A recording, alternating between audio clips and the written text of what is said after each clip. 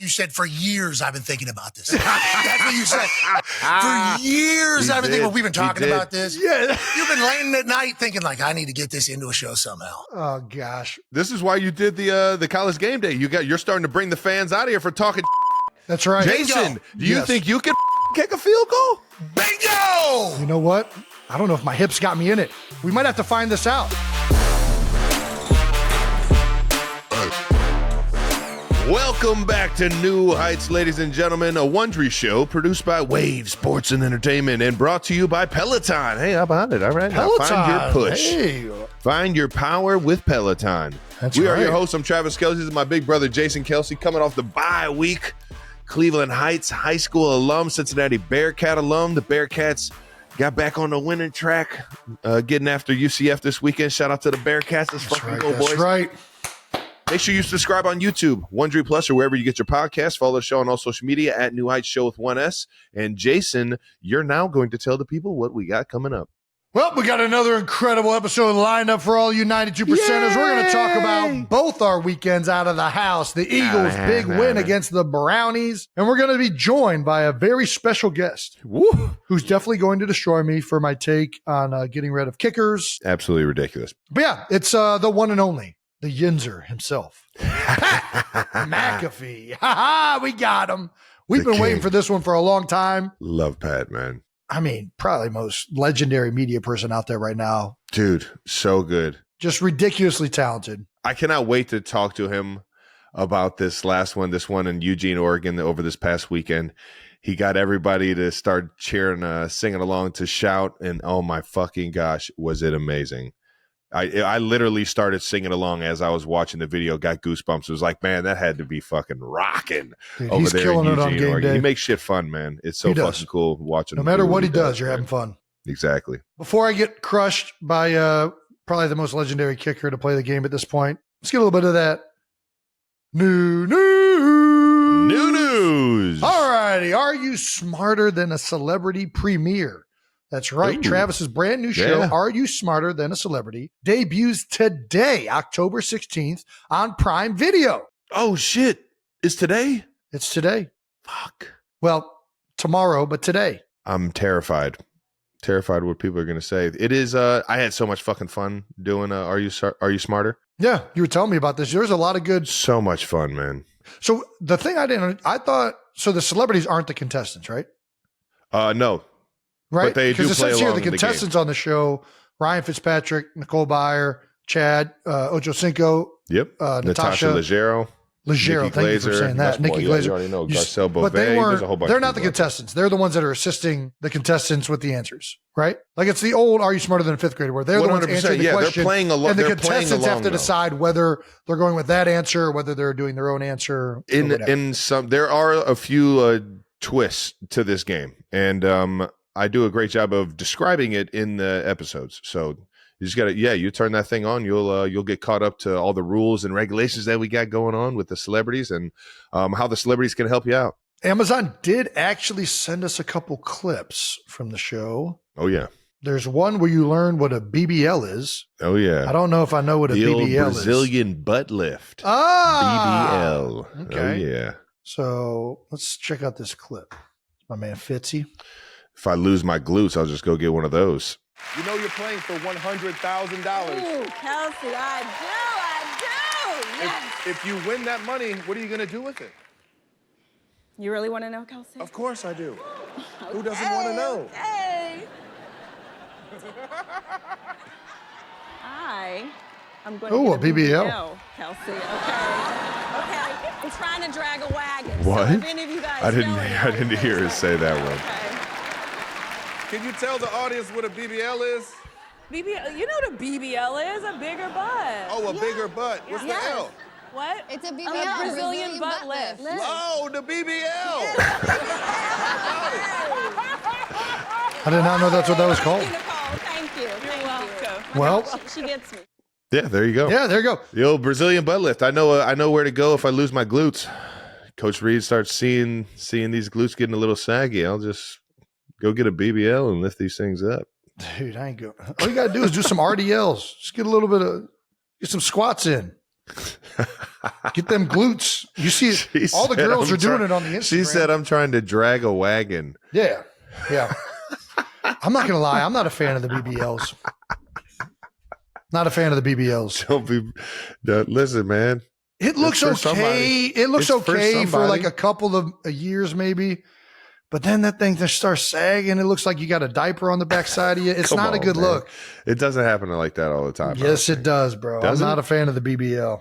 I'm out on the BBLs. I'm trying to give everyone the benefit of the doubt. Just do some glute bridges. I don't think it works. You can build the wagon naturally. You don't need the synthetics unless you got Kelsey jeans. But then you got a big fucking like stiff ass back there. Yeah. You got a big hard ass. But when you're not clenching it, it's still got some juice. I don't know. I'm not a fan of them. Me neither. It just doesn't have the right shape. It just looks bad. When your hamstrings don't match, when the hamstrings don't match your ass, it doesn't look good. I'm just being like, it's not you can't just add to the ass. And then you got weak ass hammies. That ain't right. Small calf, small hamstring in a wagon. We can't do this. You got bad circulation where all your fat deposits are just accumulating in your ass. This seems like this is an unhealthy thing. All right. Well, there you go, kids. Outside of learning what a BBL was, it was a fun show. And I never in a million years thought I was ever going to ever be an actual host of a game show. I always thought it was going to be fun to like maybe go on one of the game shows. Yeah. And then somebody asked me, do you want to host it? I was like, I mean, I guess I used to like mimic all the game show hosts as a kid, like just fucking around. And I love the game shows for sure. We used to watch the Game Show Network all the time. Family Feud, Steve Harvey. We used to hit all that stuff. We were a game show network. I still do the game shows. I still like game shows. Well, then you might like this one, Jason. I was asked how well my family would do on the show, and I was like, man, you know what? I think you and Big Ed would be pretty solid. Dad would be good. Dad knows a lot of useless knowledge. He's been spending a lot of time in front of the computer, not really going anywhere with them knees. Yeah. He remembers stories very well. I'll blank on it and I'll confuse it with something else in a heartbeat. If you let Big Ed be a celebrity and eat buffalo wings while he's playing, he might not miss a question. He might get every single one of them. If you give Ed, he's got to deal with him chewing a Hanes white tea and sweating, some box. You get some, you get. What's that? Slope? Yes, y equals mx plus b. Winston Churchill. That's Winston. I don't even, you probably would have said that. But. Who knows? Well, it sounds like my Wednesdays are going to be very full. Yeah, play along and let me know how good you do. What time does this premiere at? I have no idea what time. It streams, I'm pretty sure. Well, I know it streams, but usually there's like when it's a debut, it doesn't have a time, or is it just a day? It's just the day, yeah. All right. So I can watch it immediately so it doesn't interfere with the grotesquerie at night. There you go. All right. There you go. Perfect. If you're not just sick of fucking seeing me on the TV. Oh, dude, I can't wait. Please tell me how well you do, because I was kind of like quizzing myself, going through the questions in the back, just making sure I would read them once, just so that because I'm a terrible reader, so I would make sure I would get all the pronunciations done, like corrected in the background. But yeah, I would love to see how well you do. Should we do it? Can we get the video from Prime, and then I'll just do it and answer them? Boom, boom. See how it happens. Do it live. Yeah, or just tell me. All right, I'll tell you. Nice. Yeah, so make sure you guys check that thing out on Amazon, I believe. Yeah, Amazon Prime. All right, new Wondery Plus exclusive this Thursday. And in more new news, our next Wondery Plus exclusive will be, like I said, available Thursday. We both watched The Sisterhood of the Traveling Pants. We did. Yeah, it's happened. It was an electric movie. I'll tell you what, had me glued to the screen the whole time. Our first meeting of the New Heights Film Club, and we're going to give you guys our review. Make sure you tune in to find out whether Jason was right to judge the movie or its title, or if he was actually like pleasantly surprised by the movie. Who knows? You won't want to miss this, and make sure that if you want to be a part of the film club with us, sign up for Wondery Plus. You'll get an early access of episodes without interruptions, and we're still giving you 3 free months of Wondery Plus. Wondery Plus offer is only available for a limited time, so get on it. Visit Wondery.com/New Heights offer to redeem. I don't think it did match the title. I mean, yeah, it did. The pants really aren't a big part of the movie to me. What? The pants are like bringing them into a lot of their like. Well, we don't want to get too much of this review. We're going to save it. Yeah, the it pants definitely had something to do with the movie. Had nothing to do with it. It tied all the girls together, Jason. Yeah, you're right. Their entire childhood and friendship, their entire lives. That's not enough. We need pants. We'll talk about it in the 1G Plus, though. It shouldn't even be. It should be they weren't even. They acted like they were jeans. They couldn't the whole movie's premise is like these girls are amazed because it's the first pair of jeggings they tried on, and there's some spandex to them. You're giving it away, Jason. You're giving your review. Sisterhood of the Traveling Jeggings.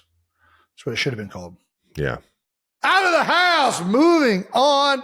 We both got out of the house this past week, and we're going to talk about it. Out of the House is brought to you by the powerful backing of American Express. I tailgated at the Linc and then went up to East Rutherford, New Jersey, where I tailgated with Buffalo Bills and New Jersey Jets fans, New York Jets fans. Trav, you had a bye this week, and there's a small chance that we also saw you out of the house. Yeah, no, you saw me at the Guards and Yanks game. Well, we saw you before that too. Is courtesy of this picture right here. We saw you going out to eat, it looked like maybe. You guys are out in New York City, you and Tay. That's what we do. We like to go out and eat, yes. Yeah. I mean, who doesn't? Why wouldn't you? What in the world was the shirt, though? We got to show this. I have no idea. I think it's just art. I think it's just people, and then there's a horse. I don't know. What's underneath that horse? I'm not sure. I didn't really look at this shirt like that when I got it. I just like the color and the patterns and stuff. It looks like a hand. Yeah, you looks can't like a really pointing see finger. it. I mean, looks like a pointing finger like that. It's kind of cropped funny, but on this picture, it kind of appears like it's a horse cock. That'd be crazy if I was wearing a horse cock shirt. That's crazy. Yeah. Yeah. That's why you always gotta really, you gotta make sure you know what you're wearing, kids, or everybody can just assume now. Oh gosh. Well, we do know what you're wearing because British GQ did a whole breakdown on the shirt. Oh, nice. Thanks, British GQ. Yeah. So in what New they York say? City, the American football player wore a navy bowling shirt with a camp collar design and a boxy fit, released as part of Jacquemus' latest La Casa line. It's a signature move from the French label, flowy, fun, and more vibrant Marseille than minimalist Paris. It's a fancy way of saying it's a button down with horses and people fucking on it. People fucking? I mean, that's look at what that. you got out of that? Look at these two people right here. You're ridiculous, Jason. That woman is riding that man. They're She's standing next him. to each other. No, they're not. No, not that one. The one right below it. You can't even see that guy's legs. They're still they're sitting next to each other. No. He's underneath. You're making an assumption. Underneath. There's nothing saying that they're having sex. Well, what are her tits out for if they're not having sex, Travis? She could just be wearing a very tight shirt that shows her tits. She's got a BBL on the backside of that. I mean, what's happening on this shirt? No, those hamstrings are. You're right. The hamstrings match it. You're right. Yes. You're right. You're ridiculous. The fact that got you fired up is ridiculous. Absolutely ridiculous. Trav, we also saw you at the Guardians-Yankees game. While you were in New York, you also caught Guardians-Yankees ALCS game. Yeah, game one, baby. Playoff baseball. What is it about playoff baseball that's so electric? Gosh, I think it's just the intensity. You play all those, 182 games, for these moments, and then every single pitch matters. Every single pitch matters. A few got away from our first reliever there, unfortunately, and sure enough, we just weren't able to bounce back from the Yankees' power, man. I'll tell you what, man, when Stanton and Soto, when they get a hold of one, man, oh, shit. That ball flies off the bat, man. It is impressive. It is impressive shit. My guy, Judge, he's right there on having a huge game. And I mean, the whole time I'm screaming. I'm in hostile territory because it's the Bronx Bombers, and I'm at the Yankee Stadium in the playoffs, and I'm over here cheering for the Guards because I'm a Cleveland kid and I want to see Cleveland win a fucking World Series. And it was mixed feelings because I was there trying to have some fun with Tay and everybody, all our friends Eli and Chelsea came. Lefko and Enum came. Oh, nice. We had an unbelievable crew with us and hanging with us. And, it was fun. It was fun. Even though the guards couldn't pull it off, it was still an exciting game. And it was cool to see Yankee Stadium, because I've always wanted to see that thing in person in a playoff game in a hostile environment, and it didn't disappoint, man. The Yankees, the fans, the players, everybody involved, man, it was awesome. There is something about playoff baseball and I love regular baseball. Anytime you go down to the ballpark, you're getting a hot dog and a beer, you're having some fun. Oh yeah. But playoff baseball, it's like almost the history of it. You just get swept up in like the moment. It's one of the most iconic. I will say, I don't think it's as good as playoff hockey. I don't know that anything competes with playoff hockey now, but playoff baseball is pretty dang good. I feel like it does, because you can get the player stories a little bit more. And not to say that hockey doesn't do a great job of that, but you just don't see, hockey players wanting to put themselves out there for everybody to get to know them. It just is what it is. It's just not kind of the culture of the league, I don't think. Yeah, I think that's probably fair. I think I do think that's part of the culture. Part of it's, it's just not as popular of a sport as baseball. Yeah. They're wearing, the helmets and stuff. So you see them, I think of the open face mask, most of them. Yeah. I think you're right. I think a lot of it does come down to the hockey culture. I just feel like I'm more invested in every single player. Like if the Yankees play the Dodgers, a little New York versus the old Brooklyn Dodgers. You're right. It's a sport that's ruled by the star power. It's a star power driven league. You put a guy like Shohei Ohtani in New York, dude, and you I want to see how he reacts to a hostile environment like that. I think that's exciting for me to see as a player. So every single time I see him up at bat, I'm going to be glued into every single pitch. It's hard to find that in any other sport, let alone in the playoffs. I think it's also, we just grew up in the 90s with the Indians, and we just loved baseball so much because they were so good. How many World Series or playoff games did we go to? I know you went to the one World Series game. You did. I only went to the... You went to the All-Star. That's right. I went to the All-Star. You went to the World Series. I remember going to... just taking the Rapid downtown and going to games for like a $5, $10 ticket. Or if a friend had an extra ticket for me, we would all just jump on the Rapid and go downtown. Yeah, Mom and Dad didn't have many tickets bought. We usually were... It was either through mom's work or we were tag-alongs with somebody else. Sailors had season tickets that they would split up with a couple other people. So every once in a while I'd go with Brandon. We did go to the one playoff game together because Mom always tells the story about how we fell asleep in like the fourth inning or something like that. And we were like fast asleep because it was a late game. No way. Do I got to text Mom right now? No, there's no way I ever have fell asleep at a Tribe game. Mom tells this story. I don't think we were kids. Maybe you were asleep. We were like very young. We were both asleep. I promise you. Maybe if we went to the game and I really didn't know what was going on, but every game that I went to, I was the biggest like fiend for sports ever. If I ever went to a ball game or a basketball game or anything like that, like I was so glued. Travis, nobody is attacking your fandom. You're crazy if you think that I was asleep during one of these games. It doesn't matter how big a fan you are. I used when to you're literally a child, beg Mom and Dad to buy the $20 roster book so that I could actually keep score of the game, which means I'm watching every single pitch. Nobody is at all. And I'm telling you, saying that you weren't a big fan. I think she's just saying that you fell asleep. No, I was paying attention every single pitch. Mom will text me back, hopefully, if the hurricane didn't ruin her phone. I think that you – the thing is, like, my kids, Bluey is like crack to them. They will be glued to Bluey, but they're still children. And eventually that brain's going to shut it down and they're just going to fall asleep. I don't know what to tell you. I never fell asleep at a game. All right. I'll text Ed too. Dad was there. But yeah, shout out to my guys that I actually know on the Yanks. Rizzo, Big Judge. If I'm missing somebody, I'm an idiot. But those guys are Hall of Fame, just people, man. They're some of my favorite guys to be around when I do get a chance to hang out with them. Saw some Saturday Night Live 2 years ago, I believe, with them, and it's just cool seeing them chase the ring. Even though I want my guards to find a way to get him, man. God. Come on, baby.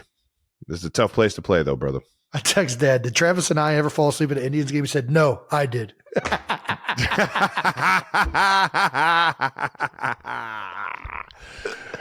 Oh, I that's mean, funny. Dad, yeah, he's like us. That's where we get our sleeping from. He could fall asleep at a fucking rock concert. Does man. not matter. We had some Cleveland sports that we were getting into. You went to the Guards game, and I saw a Browns game. Yeah, At the Jason Linc. was tailgating. How about it? Who knew Jason tailgating? It was the second weekend in a row you got to do some tailgating out there in Philly, and well, tailgating in general. I guess Philly this is the first time in like 2 weeks. You actually hit two different tailgates. Let's start with the Eagles game first. How was your second time tailgating at the Linc? Was it a little bit more genuine this time, knowing you didn't have all the I guess you still had cameras following you around. There were cameras following. Yeah, this one, the first one was more like a pre-planned deal. This one was kind of like just show up and like try and experience it, but it turned into chaos. Yeah. It was a blast, man. It was Did the Carmichael tailgate's jersey fun. on, maybe? Yeah, baby. Shout out to Harold. Are you a jersey guy now? I am, especially the throwbacks. Dude, I got my guy. We're going to talk about the Bills Jets game in a second. I got a great jersey from that one, but it was awesome rocking Harold Carmichael. Harold used to be the director of player development. That was his role at the Eagles when I first got here. So got to spend a lot of time with him. He was instrumental in helping a lot of young players and the rookies out, getting acclimated, new people to the city. Just an awesome personality. So it was really cool to wear his jersey. And it was awesome to go tailgate. I mean, listen, got to hold up a baby. You see this picture right here? Yeah.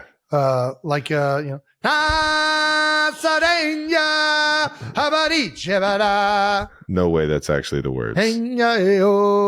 That's not it. I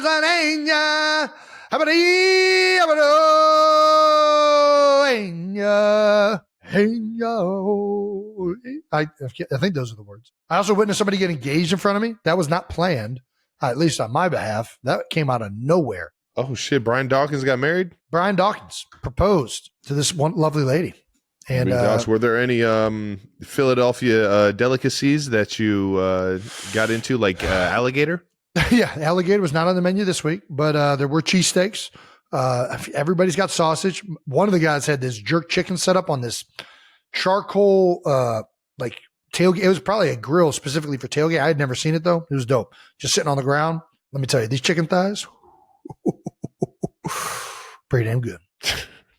I had my first time. I had jerk beef. Jerk beef? I've never heard of jerk beef. Who's doing jerk beef?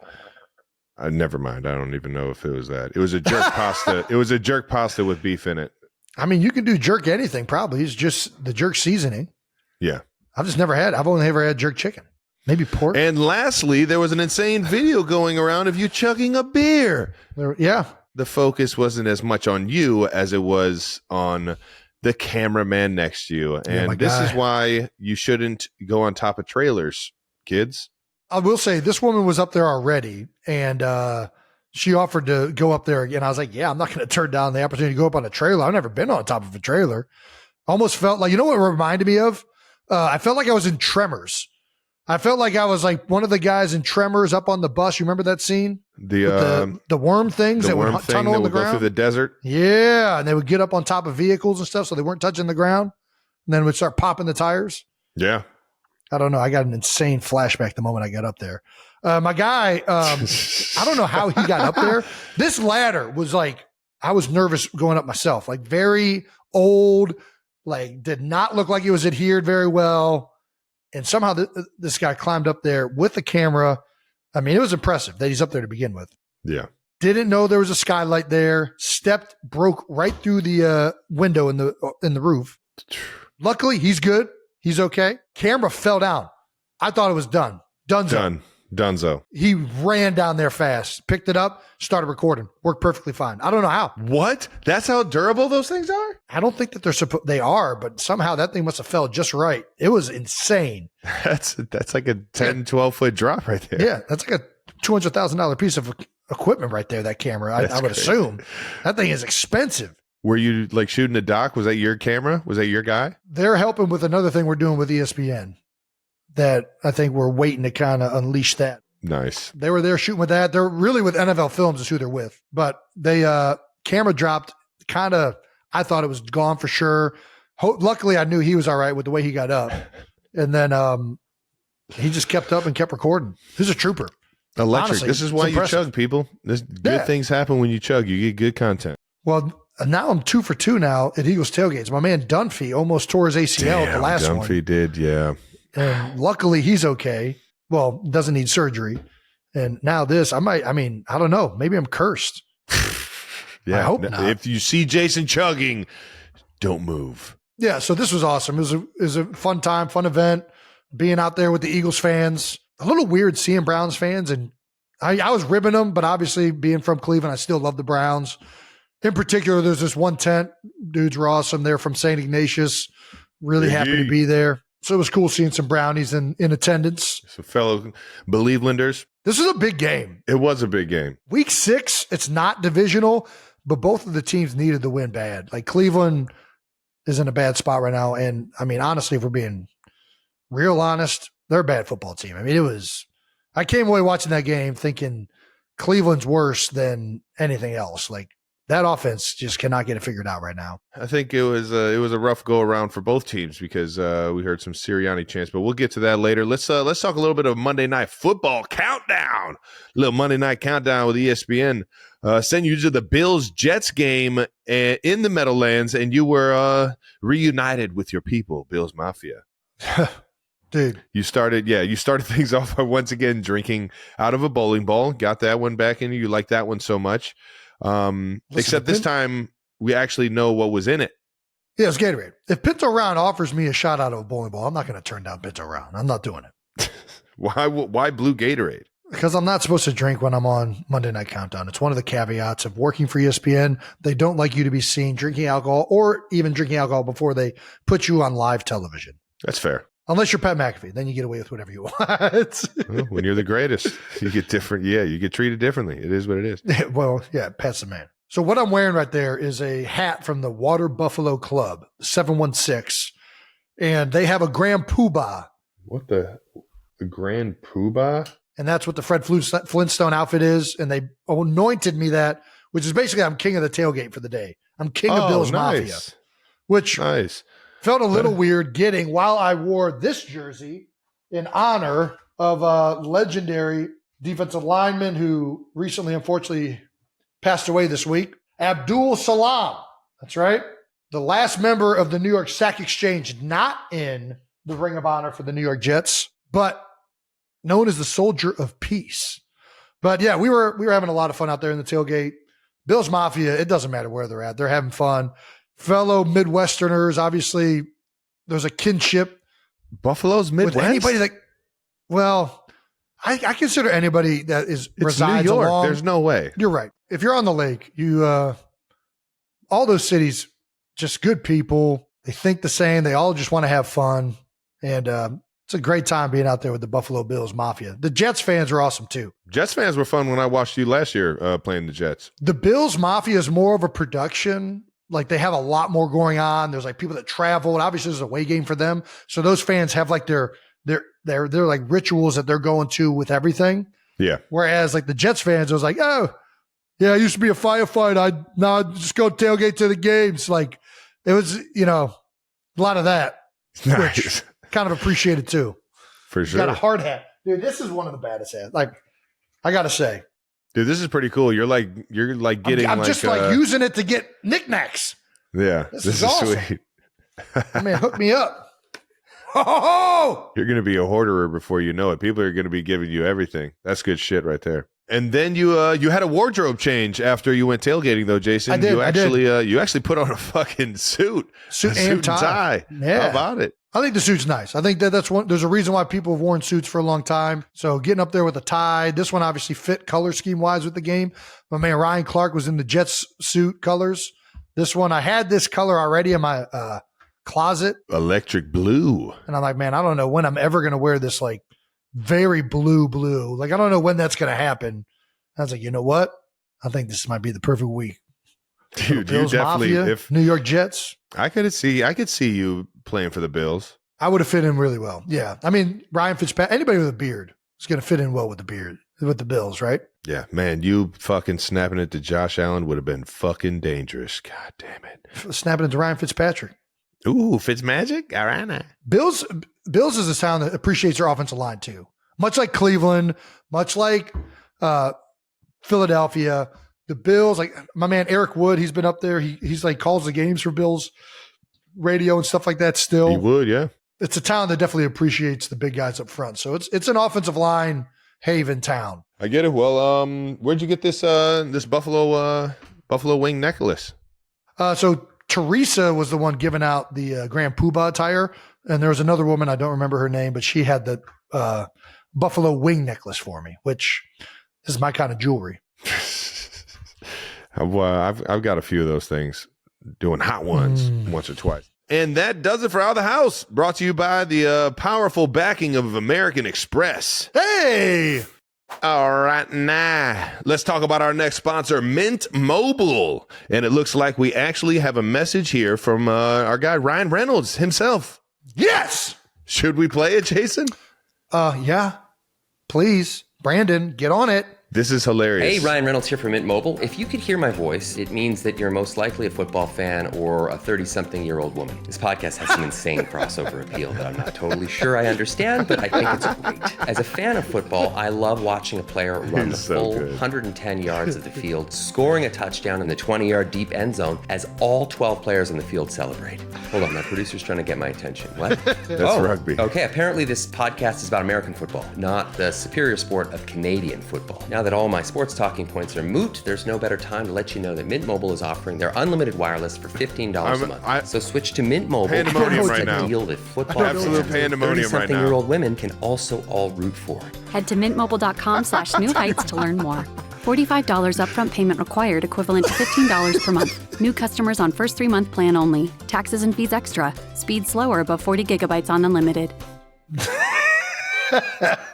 That's just so good, awesome, man. He is literally the greatest. That was pretty sweet, though. How about that? That was awesome. We get a little Blake Lively. Personalized little ad there? Yeah, that got was Blake awesome. Lively in the bonus video, and then we got Ryan in the ads. I mean, what else are you getting your ads for? To get this new custom offer and your new 3 months unlimited wireless plan for just $15 a month, go to mintmobile.com/new heights. That's mintmobile.com/new heights. We're excited to talk about our sponsor, Peloton. Trav, did you know I'm a big Peloton guy, especially the Peloton Tread? I think I did know this. And apparently I'm in great company because JJ Watt and TJ Watt might be the Peloton guys after seeing these outputs they posted. Did you see what JJ tweeted? These outputs are outrageous. This is insane. He averaged 27.5 miles per hour. His quads are as big as me as an entire human. So What are the watts made of? And TJ beat him. TJ beat him? TJ was 7, so he was 8, and somehow TJ got 7. This is especially for how big they are. I don't even know how this is They're possible. big dudes. Yeah, no, I'm Like this is like he's skinny gonna- guys with yeah. big old quads. All right. Well, 8th place out of 54,000 people and 553 output on a 20-minute ride. Yeah, I'll say that. That's electric. And of course, JJ Watt is still mad there were 7 people who finished ahead of him. Absolutely ridiculous. As we just said, one of those 7 people was TJ Watt, who came in 7th place, which is even more. This happened in season. TJ Watt just casually the best bicycle rider in the middle of NFL season. What the hell can these guys not do? This is mind blowing to me. This dude just went out, got 3 sacks, and hopped on the Peloton and put out that type of performance. I don't know how we're supposed to compete with this, how anybody's supposed to compete with this. Well, one thing's for certain, Peloton is a perfect place for some good old-fashioned sibling rivalry. That's right, between the two of us and the Watts. We might just have to find out for real who's taking that top spot on the leaderboard. Find your push, find your power with Peloton at onepeloton.com.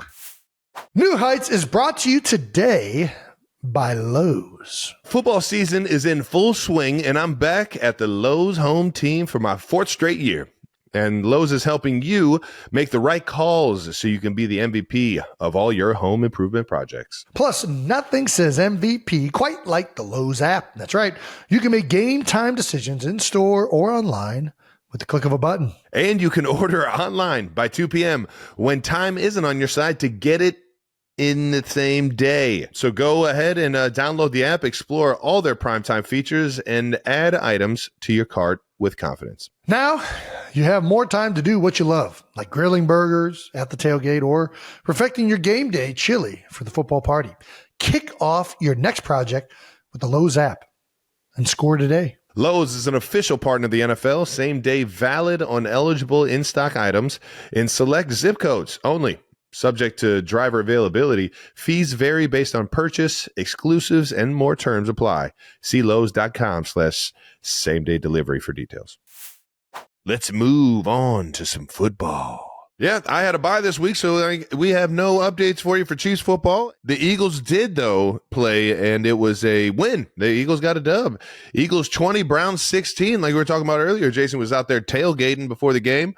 Initial thoughts, though, on the actual game. Obviously, always good when you win. Some good takeaways from the game. Defense played a lot better. No turnovers for the offense in general. Still, though, I came away from the game, again, we kind of mentioned this earlier, thinking more about, Cleveland probably is a struggling team right now than I did thinking that the Eagles really controlled the game. So I don't think it was like an impressive performance by either team. But that being said, win's a win, baby. I'm taking that all day. All day, and every day. They improved in some areas that they've been struggling. Defense played so much better. And I think offensively, it was sporadic. It felt a little bit disconnected, but at times good. And then obviously whenever you got A.J. Brown back and healthy, it's not a bad thing. Don't forget Skinny Batman. You had both AJ and Skinny Batman, Smitty, back in the offense, but you guys still haven't scored in the first quarter yet through 5 games. 0 points in the first quarter of every single game they played so far. Yeah, I think they were driving towards the end of that first quarter, so it almost happened. But I think, it hasn't been a good start to games. And as you know, a lot of starts to games come down to like what you have planned coming in and what you think you're going to see. And I think the Eagles, I don't want to speak for this year because I don't know as much whether that's happening this year. But Jalen has always been a guy that's been schemed differently because he's a different quarterback, right? We tend to run different plays and different offensive structures than a lot of other teams do. So I don't know if it's like they're not getting quite what they expect. I think some of it's just bad execution. Like I've definitely seen drops and slow starts from the players. So I think a lot of it is just accountability on both sides, right? Players have to be accountable to getting off to a faster start and being locked in to start the game. And then I think also offensively, getting to stuff that you feel like is maybe you're more of your bread and butter. Does that make sense? Like sometimes I think the early plays end up being game plan specific plays. Maybe start with plays that are more just generic part of your offense. Maybe. I don't know. I'm kind of grasping at straws. It feels like the Eagles are starting to get a little frustrated with it, at least the Eagles players. Lane Johnson hit us with an all-time quote. We're a constipated offense. That's what it bleeping feels like.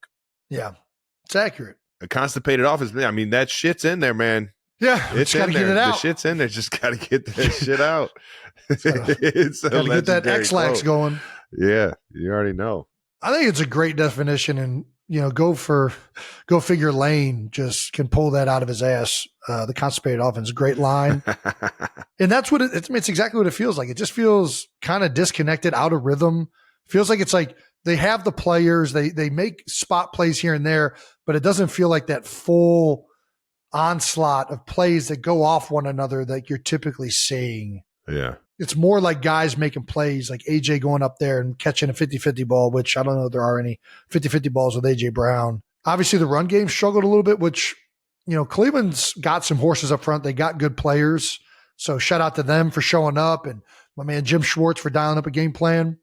They had some plays that were there. They did. They just, watching it back, they had some counters. They had some things drawn up where it's like, man, if that just happens, that thing's creased. There was an early run where like Saquon runs into Landon Dickerson and like Landon Dickerson makes the tackle, right? And it's like he's on the single safety. Like that's at least a 10-yarder. He breaks one tackle, explosive run. Who knows how big it is, yeah. There's plays to be had. Some of it comes down to executing. Some of it just feels like I think that they're trying to figure things out right now because they've struggled a little bit in recent weeks, especially missing AJ and Davante, that I think will continue to get better. Obviously, having those guys out there this week helped. Another week of figuring themselves out. Hopefully this offense keeps going, starts to find some rhythm and is a little bit less constipated. Yeah, more explosive. Nice. Well, A.J. Brown finished with 6 receptions for 116 yards and a touchdown. Jalen connected to A.J. for the first TD of the game, a 22-yarder. He also caught an electric game-sealing reception, a 40-yard pass with 2 minutes left to play. It sounds like Cleveland might have went cover 0, and they just said, fuck it, we're putting it up. What do you think of this this play call here late in the game? And also, did Wyatt notice his pink shoes are back? I was not watching with Wyatt, but she probably did. It was not cover 0. It was just straight up cover 1 with the safeties up and or man hole is what we call it, double hole. Kind of picking crossers and just making the quarterback throw over top, which he did. He did beautifully. Great pitch and catch by two guys that know how to do it the best in the league. Listen, it's A.J. Brown. He's going to come down with these catches like 9 times out of 10. He's a beast. He's swole Batman. I do think back to the slow starts and maybe game plan specific plays, it felt like a good way to buck that sometimes is utilizing tempo. And I think that they do it sometimes, but it feels like Jalen, when they go into these 2-minute situations, he goes more into like automatic mode. I wouldn't be opposed to them maybe mixing some tempo early in the game, like here and there to, spark some momentum. And I think that it's worked in the past with him in particular. And I think as an offense, I always liked, when you're going tempo, you have to call more generic stuff that goes off of one another. It's like, hey, we know we like this versus this. We know we like this versus this. And it kind of, because of the tempo nature of it, you can't do all these crazy things. Now, I like that Kellen's brought more motions and more interesting things. We still need to do that. But maybe sometimes early on, just to like get in a rhythm, sometimes utilizing that helps. So maybe they do that. I don't know. Yeah. It's probably the coach's coach, though. Yeah. Coaches know best, and they'll keep figuring it out. Sirianni knows what he's doing over there. Davante Smith also had a big day, finished with 3 catches for 64 yards. It's good to see that dynamic duo in the wide receiver group over there starting to get back on track. But Nick Sirianni, big things coming out of this game that we got to talk about. Sirianni appears to be chirping back at the Eagles, and I'm not sure if he was necessarily chirping back or if like it was a confrontation or if he was just, trying to get fired up with him. We don't know what was actually said. At least I don't think so. The fans who Nick Sirianni was yelling at after the Eagles win posted his side of the story context on Reddit. Nice. He's a Reddit guy. I began to yell in quotes, if your star running back gets you 5 yards on first down, you give it to him again. Run the ball. And I had some more to say, but you get the point. Yeah, it sounds like the Eagles fans coaching and that's what they do. They let the coach know what they think they should do. I mean, it's fans. The Nick Sirianni run the ball stuff. Nick turned around. Obviously, everybody saw this, gestured for him to calm down and said something to the effect, we will, don't worry, I'm on it. Or actually, they didn't see that. So Nick turned around beforehand, gestured to him to calm down, said something to the effect of, we will, don't worry about it. Fast forward to the end of the game, came over to us and said, hey, I told you we'd run it. I told you. Admittedly paraphrasing, I had indulged quite a bit. The point is, it was not unwarranted, nor did I see it as aggressive. I don't know. There's no way for us to verify if this fan was indeed the fan that Nick was yelling at. This is a Reddit post, which is far from a verified source. But it is intriguing because I think that would lead you to believe that this maybe not be as big of a deal as everybody's saying it is. And it probably isn't regardless. I think Nick in his presser announced, we thrive off of the crowd. They cheer for us. And the team had been trying to get him back to being the like emotional leader that he is. And obviously he commented on Monday, I was trying to bring the energy, enthusiasm, all that. I'm sorry, disappointed in the way I directed it at the end of the game. My energy should be all in on coaching, motivating, celebrating our guys. So he knows that, listen, it's a lose-lose operation when you start going back and forth with fans. It's tough. It's never going to be seen right. It only empowers people to talk more trash because they know they're getting to you. We talked about this with Joey Bosa. Joey Bosa's at the Linc. Fish on. We got him. Like, you can't do it. It's just not going to help. But if people, I've seen this because I said this on Monday night. Like, people are like, oh, you're defending Nick. I'm not defending him. I think he shouldn't be doing this. Like, I don't think that that's right. But at the same time, I will defend him. And like, he needs to be emotional. He needs to be passionate. That's when he is a better coach. And he knows that. And the team knows that. Yeah. And I think that directing it in the right way is what we want to see. And I think that for the majority of the game, that's what you saw. You saw Nick fired up. The team needed that. They needed to win this game. He knows what's on the line, and it's getting the sense of urgency is high right now in Philadelphia. So, yeah, not good to be directing it in this way. Nick knows that. That's clear. Hopefully he can continue to bring the passion and the energy in more productive ways that won't have a bunch of people on TV shouting about stuff. Yeah. That'd be great. Well, I feel like you just gave us your final thoughts. So yeah, that's about it. I think that it was still an underperformance by the Eagles. They still got a lot to work on, but the good thing is week 4 or good thing is week 6. Is that right? Week 7, game 6. Week 7. God damn, this thing is flying by. Yeah, it is. Wow. Yeah, and the Eagles are going to take the subway over to New York or New Jersey, I should say. We got the Giants this week. Giants haven't been looking that bad. Yeah, Saquon's return to the Meadowlands, baby. Haven't been looking great on offense, but their defense is looking dang good. So it'll be a fun game. We did have one voice of reason, maybe an unlikely voice of reason from our guy Dumphy. Eagles are literally a wide open 2-yard Saquon Barkley catch away from being 4-1. While missing A.J. Brown for 3 weeks, and the lone loss being when A.J. Brown, Smitty, and Lane Johnson were all out. It's a reasonable take, Dumphy. God damn, Dumph. That's a good fucking take. It's a level-headed, Philly fanatic tattoo around your belly button take right there. You don't always get that out of those kind of Philly fans. those diehards sometimes. Those diehards sometimes just pour it on them. All right, Week 6 recap. Not the best week for football. Last week, great week for football. So the offenses reinvigorate around the league. This week, got back to a little bit of sloppiness. The big news break that we have following the week is Davante Adams is now a Jet. Jets coming off of their loss Monday Night Football to the Bills. Short-lived amount of agony. Jets Jake, jumping for joy. This should expand the offense. Obviously, Garrett Wilson, Lazard, it's going to add another dynamic. Anytime any offense or anytime any Hall of Fame quarterback gets this kind of receiver or gets his legendary receiver that he has been always on the same page with, gets him back. Yeah, no, this offense is going to be a lot better. And it just is what it is.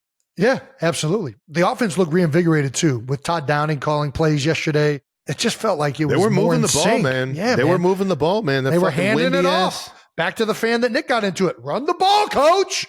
Run the ball. That's a good point. Other news, Cowboys home losing streak now at 3. They've lost 3 in a row. They didn't lose a single regular season home game last year, I don't think. That's crazy. They've lost 3 this season after getting blown out. It wasn't just a loss this week either, man. It was Detroit. Ugly. On Jerry Jones' birthday. Happy birthday, Jerry. Almost got a 50 burger from the Detroit Lions.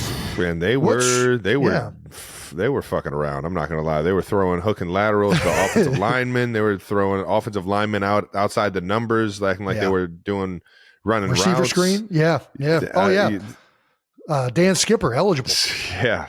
It was interesting, but I don't think anybody can really point a finger on what exactly is wrong with the Cowboys. It just doesn't look like they're playing very well together. Yeah, they've struggled to stop the run all year round, and I just think the games that the defense has really struggled has been like the Ravens, Detroit, shocker. Both those teams really good. Run the fuck out of the ball, yeah. Going downhill right at you. They've gotten. It felt like they were getting better, and Detroit is just so good at it, and they've been asserting their will all season long. And then Jared Goff hits it behind you. I mean, it's Ben Johnson, the guys that they have in Detroit. It's an impressive unit on their offensive side of the ball and defensive. But obviously, we saw Aiden Hutchinson go down with a very graphic injury, almost like an MMA style. Hopefully, he's all right. He'll get back eventually when he gets healthy. Great player. That shit sucks, man. That sucks for the game of football, man. And obviously it sucks for him and his family, man. Nobody likes to see an injury, let alone one like that. And hopefully he gets right back to full strength as fast as possible, knowing how amazing of a player he is.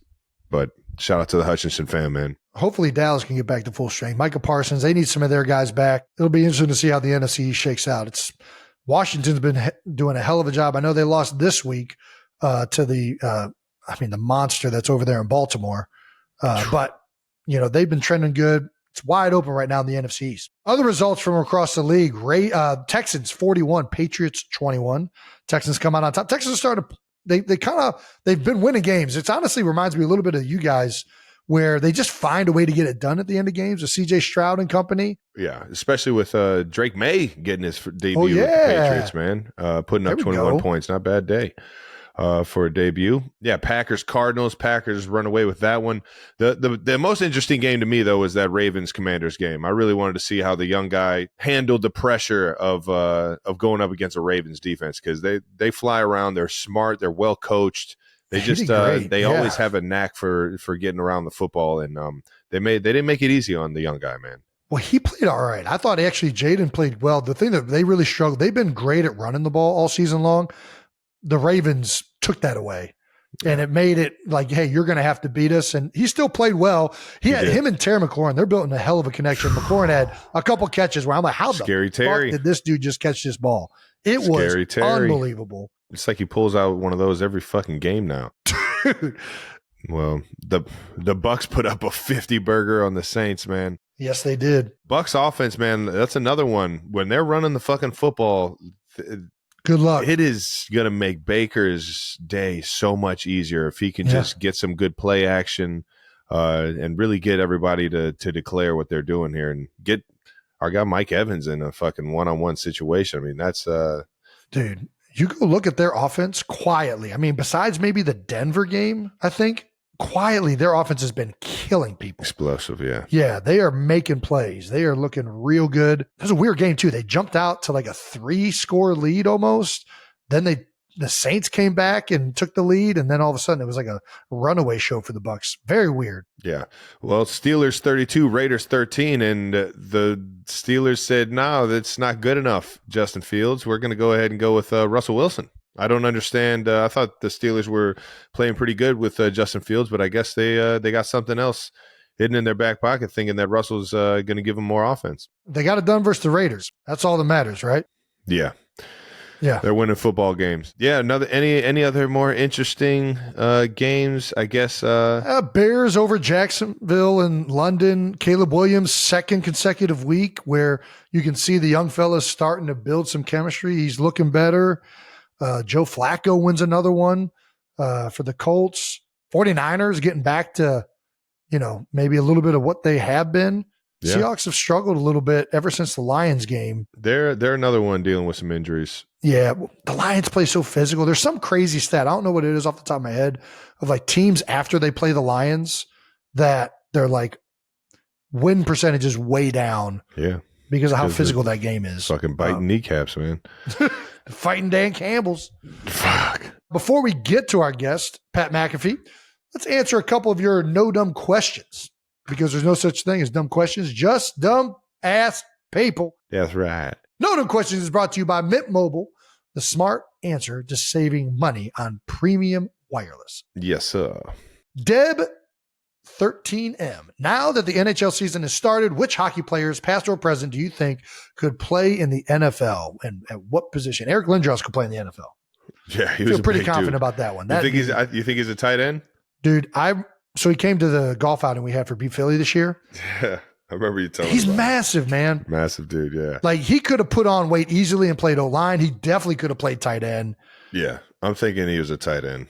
I think that's probably the most accurate. For what his stature was during a player. Number 88. Come on, he's a tight end. There we go. Little Dallas Goedert. Okay, 88. Who else? Freaking Yager with this freaking mullet would have been awesome to watch out there on a football field. That would have been awesome to see. I don't know what position he's playing, but I'm with you. You think Claude Giroux could have found his way as a wide receiver or something? I don't know. Maybe. I mean, he's feisty. I told you. He used maybe DB? White DB? He used to come in and ask to arm wrestle. I don't know. DB's tough. Maybe safety. He used to come in and ask to arm wrestle anybody. Like, he's just one of them type of guys. So mentality-wise, yes. Mentality-wise, absolutely could play in the NFL. Physically, gonna have to see that. What about some of the bruisers from the league? What's his name playing for the fucking Leafs? Who did he play for last year? I always think of Zdeno Chara. Oh, Charo, the 6'11" defender from Boston. Yeah. He could play DN. I mean, what position would he play? I think he'd be a DN. Got the reach. He's got some like wiggle to him. You can put some weight on, play some offensive tackle. There you go. That's what defenseman. Yeah. Just keep the guy in front of you. He's got that skill. You think a guy like McDavid, who's the fastest thing on fucking ice, can play receiver or running back? He weaves like a running back when he's on the ice. He does. He's got the elusiveness, but it's hard. And he's got the vision for running back. Yeah. It's just hard to gauge because skating is so – I've seen guys that skate incredibly well, and then you see them run on a field, and it's just not the same. Not that they're unathletic, but it's like it's an entirely different muscle group that you're activating ice skating than you are when you're actually running. But the elusiveness is there. The the twitch is there. Maybe. Past or present, is Wayne Gretzky finding his way on the NFL football field? I don't think so. As much as I love Wayne. Wayne's in there? He's in the, we talk about this later with Pat. Greatness is greatness. So probably would figure it out. But he never struck me as like having speed or like Have you ever seen him race? Have you seen this? They did like crossover, like what was it? It was him and like 3 other professional athletes. I think you're right. And they did a 100-meter dash. And he fucking smoked everybody. He smoked some. You're right. He was rolling. You're right. You know what? He was rolling. There we go. There we go, intern Brandon. Who is it? Who else is up there? I forget. I don't, It has at the top. Sugar Ray Leonard. Sugar Ray was one of them. Yep. Pele. Yeah. I'm not as impressed with Bjorn Borg losing, but beating Pele, that's something. Dude, he's not just beating them. He's crushing them. He's fucking rolling on them. He was a two-sport athlete. I'm pretty sure he got drafted by the Expos. Yeah. You know what? I'm going to say he could have done it. Dude, I'm right there. I mean, the form is not great. Let's be honest. He runs like fucking. Is that Sugar Ray switching lanes? Did Sugar Ray just switch lanes? He's like trying to catch some wind. He's trying to drift on Wayne. He's trying to get some drift action. He's like, hey, I ain't winning this one. I might as well get second. My man's smart. Oh, that's funny. That's hilarious. Oh man, I will say they're running like some dickheads. I mean, let's be honest. Dude, what do you mean? That's who used to run like that? Fucking Chris Collinsworth used to run like that. Dude, they're running like you ever seen Josh Allen run his 40? I love Josh with his straight arms. You ever seen that? Yeah, he definitely has the straight arms for sure. Yes. When they told him arms at a bend, arms at a 90, sir. He was like, it don't matter what it looks like. He's a baller. All right. That big dog is rolling. It turns out he looks pretty good on NFL field running. And that does it for No Dumb Questions. No Dumb Questions is brought to you by Mint Mobile. All right. I think it's time, Trev. It's time to bring on our guest. Dude. Shall I do the honors? I'm so fucking pumped for this. I know. We've been waiting for this one. I don't even know if I'm going to ask a question. I'm just going to fucking just sit here and just fucking listen to my guy just fucking go. I mean, dude, I don't think there's anybody better at listening to than the guy that's about to come on. No, there's not. I still listen to him every single day. He's the only one. I don't turn the TV on for anybody else but him and Scott Van Pelt. SVP. And then you when I have to. Yeah, you don't listen to me. Stop. You're right. I don't. All right. Now it's time to talk about our next partner.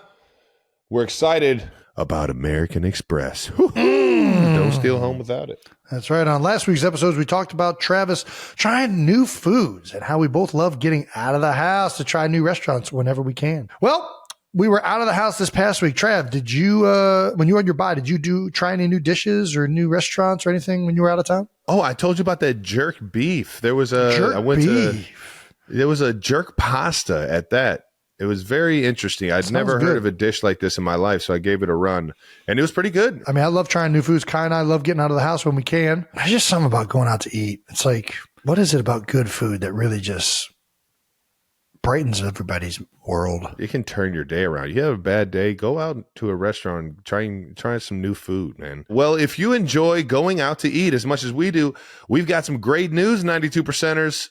With the Amex Platinum, you can enroll to get access to Global Dining Access by Resi. This allows you to experience many of the most highly regarded restaurants with exclusive access to reservations, as well as getting notified when those hard-to-get reservations finally open up. That's the powerful backing of American Express. For terms and to learn more, visit americanexpress.com/withAmex. We need to shout out a sponsor that you probably see us drinking all the time, and that's Accelerator Active Energy Drink. And if you've been looking for ways to accelerate your everyday, look no further than Accelerator Active Energy. Jason, what are your flavors that you love sipping on? You know, I love the grenadine, the cherry ice pop. I'm always in on the cherry ice pop. Always in on cherry ice pop. I got a little cherry lemonade today. Cherry got some lemonade's rocket great pop too. over my left shoulder right here. They're all good. Accelerator Active Energy has zero sugar, gives you sustained energy, accelerates your metabolism, and gets you the enhanced focus, and of course, has great taste. For all you 92%ers looking to get their hands on some Accelerator, you can get it right now at Target. How about that? Plus, Accelerator's a part of the buy one, get one for 25% off Target Circle offer, available now through this Saturday, October 19th. And of course, you can also get Accelerator Active Energy Drink at your nearby Quick Trip or at Amazon.com.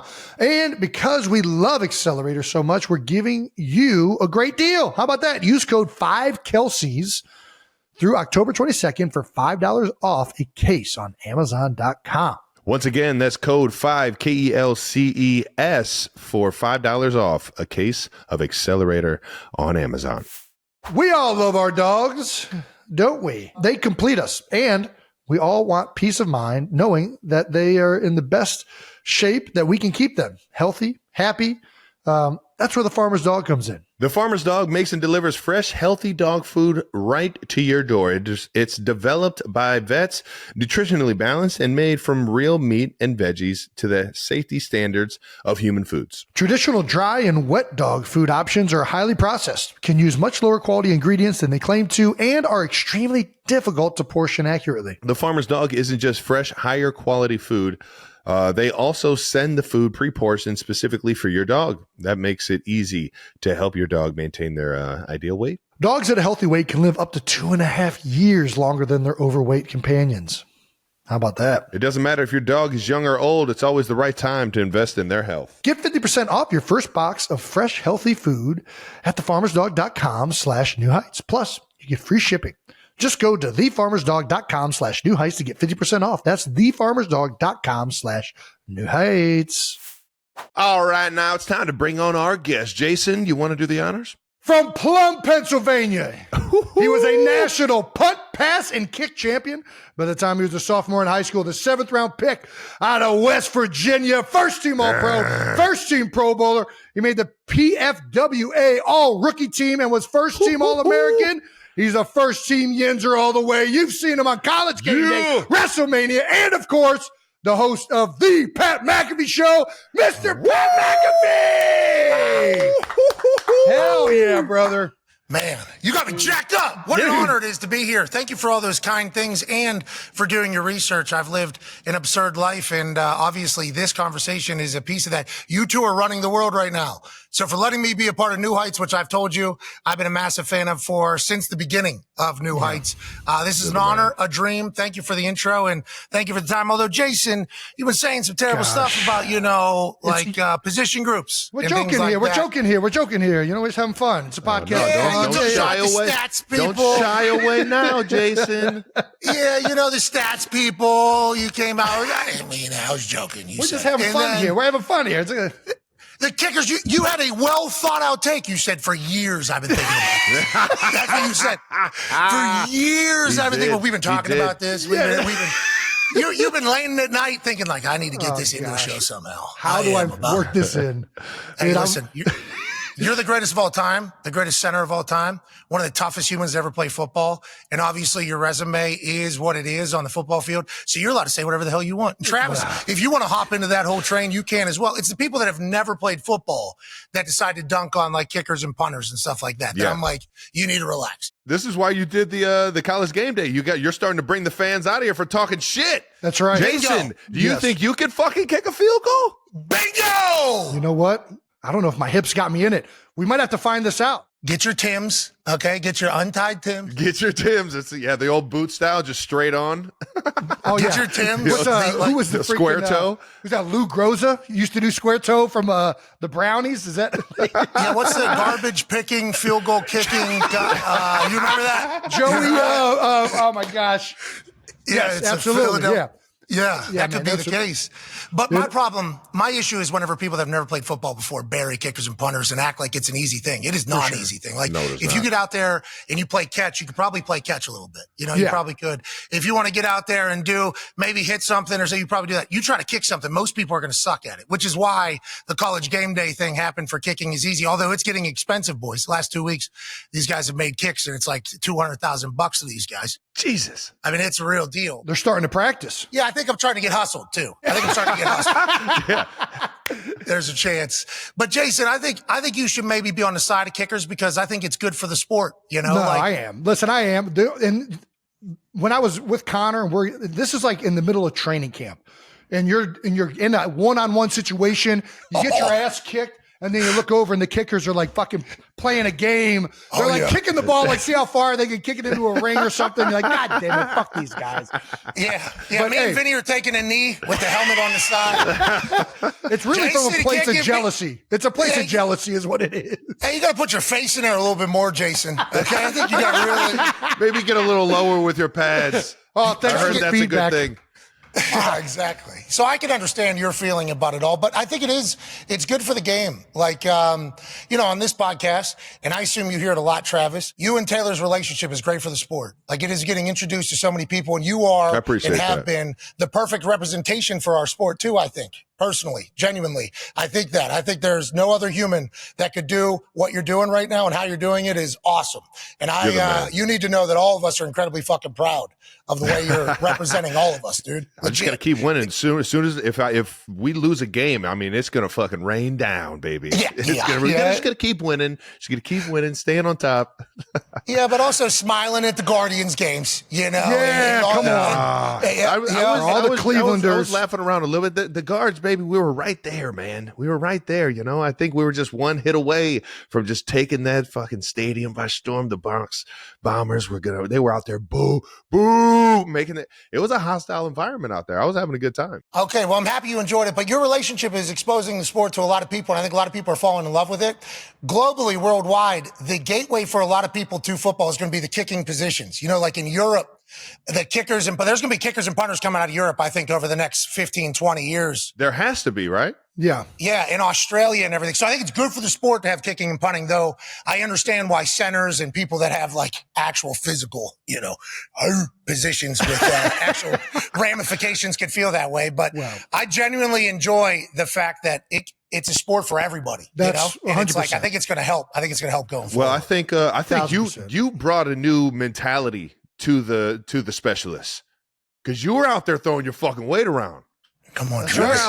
were out there fucking taking some heads off. Come on, Travis. We got that clip from the hit versus the Broncos in 2013. You got selected for a drug test after that, correct? The league saw that and they freaking said, no, this can't be all natural.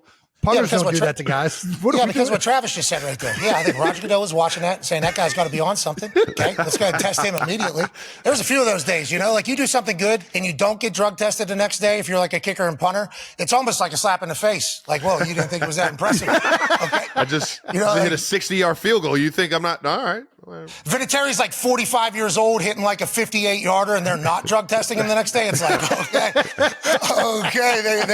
so it was like a badge of honor. But yeah, I'll get lucky every once in a while and hit somebody. I'll be sore though for like 3-4 days. That's why what you guys do, I do not understand. I don't know how your guys' bodies hold up. Like Trav, right now still, like you take those shots and you're blocking more. I don't know how your body isn't sore forever. And Jason, whenever that tush push happened, you were getting folded like an accordion every single time. Every single one. Every time. Every single time. We're hyping it up. We're like, tush push every Okay, word. let's go. Keep it coming. AQ's like, yup. Make him suffer. Make him suffer. Yeah, I can never do that. That's why you guys are so much tougher. But it's a great sport. Genuinely great sport. How about it? God, it's awesome. The fact that it's for everybody, you hit the nail on the head. I was talking shit. I deserve all this. And maybe can I stop by a game day set and see if I can make one of these? We're in Texas this weekend, brother. You want to stop? Anytime you want to come by, we will make happen. Ooh. Let me see what the schedule looks like. Maybe not this weekend, but I think we can make something happen. Well, and also we should promote that it's happening, so we can get a little bit more pressure There we on go. you. That works. Yeah, That works. that's what. So then you Yeah. think Make it about like a game. Yeah. I suck under pressure. I can't even snap the ball to the quarterback. You know who had to go through this was big Rob Gronkowski. Dude. Kick of the year for the Super Bowl, right? I forget who he was. Yeah, FanDuel. They did that FanDuel. live. That's what it was. Yeah, And he 2 years in a row, right? practiced. Yeah, He was, I think he was practiced. practicing. Yeah, that's even worse. I'm not practicing, so there's zero expectation. It was windy. It was windy, It was Dude, bad wind. speaking of the win, that Monday night game, they missed how many? They hit the uprights 3 times or twice? I think it was 4 misses. I think Oh all in my total. gosh. There were some bad ones too. Like Tyler Bass missed that first one real bad left when Joe Yeah. Buck actually mentioned it. I think he was trying to hit like a little bit of a liner to kind To of get cut through it. Yeah. Got it. So he tried to hit it a little fat, and then he ended up hitting it too fat. So then you pull that thing, it looks nasty. But wind is a problem. Wind is always going to be the worst problem. When you go out on the field and you feel that wind, what are you thinking? Is it like I'm hoping it's at my back when I'm out there? Like, how does that work? Does it affect how you're doing it? Obviously punting, but yeah. Me definitely, yeah. I'm not mentally tough enough for I like to see the ball fly. Like there was guys in practice that loaded to use like brand new balls. Like we want practice to be hard so that in the game it's easier. It's like, no, I need to see these balls flying far. I want to see them pretty. Yeah. Yeah, I need to give me the juiciest ball we got, and I want to go downwind. I want to be feeling real good going into game day. Good. But you wake up game day morning and you open the blinds or whatever, and then you try to find a flag on top of a building. And if that son of a bitch was at attention, you knew it was going to be a long day. And I was immediately bummed out. In Indianapolis, we have like a dome. Oh, yeah. thing, but we opened the window and the roof. So it shielded me a little bit. I was very lucky for that. But yeah, kickers and punters are trying to find out what the wind is immediately upon waking up. And it's certainly a mind and a mood changer. How about it, man? You did both at West Virginia. We're going to get to your West Virginia career in just a little bit, but you did both in college. Which one was harder? Which one do you enjoy more, kicking or punting? So I enjoyed punting a lot more. I had a strong leg. I didn't know where I was going. That is, I could have been really good at kicking, I Rick think, Vaughn if I over just here. if I just had a little bit better mentality. Exactly. What you're saying. Thing. Yeah, wow. Yeah, man. it is. Bam, bam, bam, bam, bam, bam, bam. Yeah, You make my heart sing. Bam, bam, bam, bam, bam. You make everything groovy. Yeah, that's what it was. That was my right leg when kicking field goals. Yeah, so punting was better for me because if you're stronger, you're going to help in punting because you have to hit the ball hard every single time. And once I learned the technique, I enjoyed punting a lot more than kicking. Well, based on that clip we just showed of you absolutely decleating a guy on the sideline, did you ever play another position? Because you don't have that form doesn't come out unless you've done that before. That aggression doesn't come out unless you've done that before. Yeah, like that was not the first time you've ever laid a hit like that. Boys, what city are you from? We're from Cleveland Heights, Ohio. Okay, I'm from Pittsburgh. Yep. Yeah. Football towns. Of course you Football did. towns. Of Football, course you yeah. Like these are football towns. Yeah. Grew up playing pickup football, you know what I mean? Oh, Whether yeah. it was on the street in between the telephone poles or it was in somebody's backyard. So I have been playing football my entire life. I played soccer though. So like Okay. I played a lot of soccer, and also, from where I'm from, not a lot of people made it in sports ever. So I think when I was young, they like decided and deemed that I was going to make it in soccer. So I think Yeah. nobody really wanted to fuck it up in anything, right? So soccer was my full focus, but I also played football in the neighborhood and in Plum a lot. And everybody that played on the football team, I was friends with. I was like 6 foot tall, 190, 180, too, playing soccer. So football was a natural thing. And then I did that punt, pass, and kick. You talked about it earlier. And when I won that, they asked me to come kick. I couldn't make it to practices though. I would literally just show up on Fridays. Like before the game. That's crazy. The first time putting on the pads, I had no idea what I was doing. But that is kind of how it all came together. But I've been playing football forever, I got an older brother, his friends played football with. So it's like I'm from Pittsburgh, so I know football. My family's happiness levels ran off the Pittsburgh Steelers success rates. Like my dad, that diehard of an NFL fan. So it's like kind of had it in me, but also should have played football more as a kid, I think, personally. Okay. All right. It worked out. I hear you. When you get to run a fake punt, what does that feel like? Because when we run trick plays in like the red zone, it's like one of the things that we're looking forward to. Like, hey, we're going to run this play. who the hell knows what's about to happen, but it makes you kind of feel like a kid. What's it feel like to go out there? You know, you're working on it all week. Fake punt, even like more rare. It's like, how many, like one a call a year, maybe, if that. And you've had some iconic. Pat McAfee, baby. We're calling him at least 2, 3 I know you have the times. catastrophic one with my man. Come on now. All right. My man Colt Anderson. But what is it like to have a fake punt called? Colt got sacked there pretty quick. He had no shot. It did not go well for Colt. That was not how that was supposed to be executed. As you guys know, like every week there's some fake, like field goal or fake punt that is like a guarantee. Always have them up, like every time. And then like if the situation calls for it, you know, we'll do it. But what I've found is like if the team's good, normally not going to be running a lot of fake punts. Like early in my career, I was explained to, I had an idea for a throw. I could spin it. I could spin it. All right. So I'm like, let me get out there. And I was told quickly, so you want us to take Peyton Manning off the field? This is so good. It's real, though. It's real. No, just to trick them. Just to trick them. Trust me, I got this. They're not going to see it coming. Okay, so I'm going to give it right back to Peyton. I'm giving it right back to him. We're trying to give him the ball more. We're going to take him off the field so you can throw one. Okay. That's So, how you know, this is going to work. it is all in like the situations of it all. And I was certainly very understanding of that. But yeah, I was real excited, man. Anytime I got an opportunity to do something to help the team, like any of those fakes or onside kicks that we got, like that's a turnover, you know, that's another possession. That's a big deal. Hell yeah.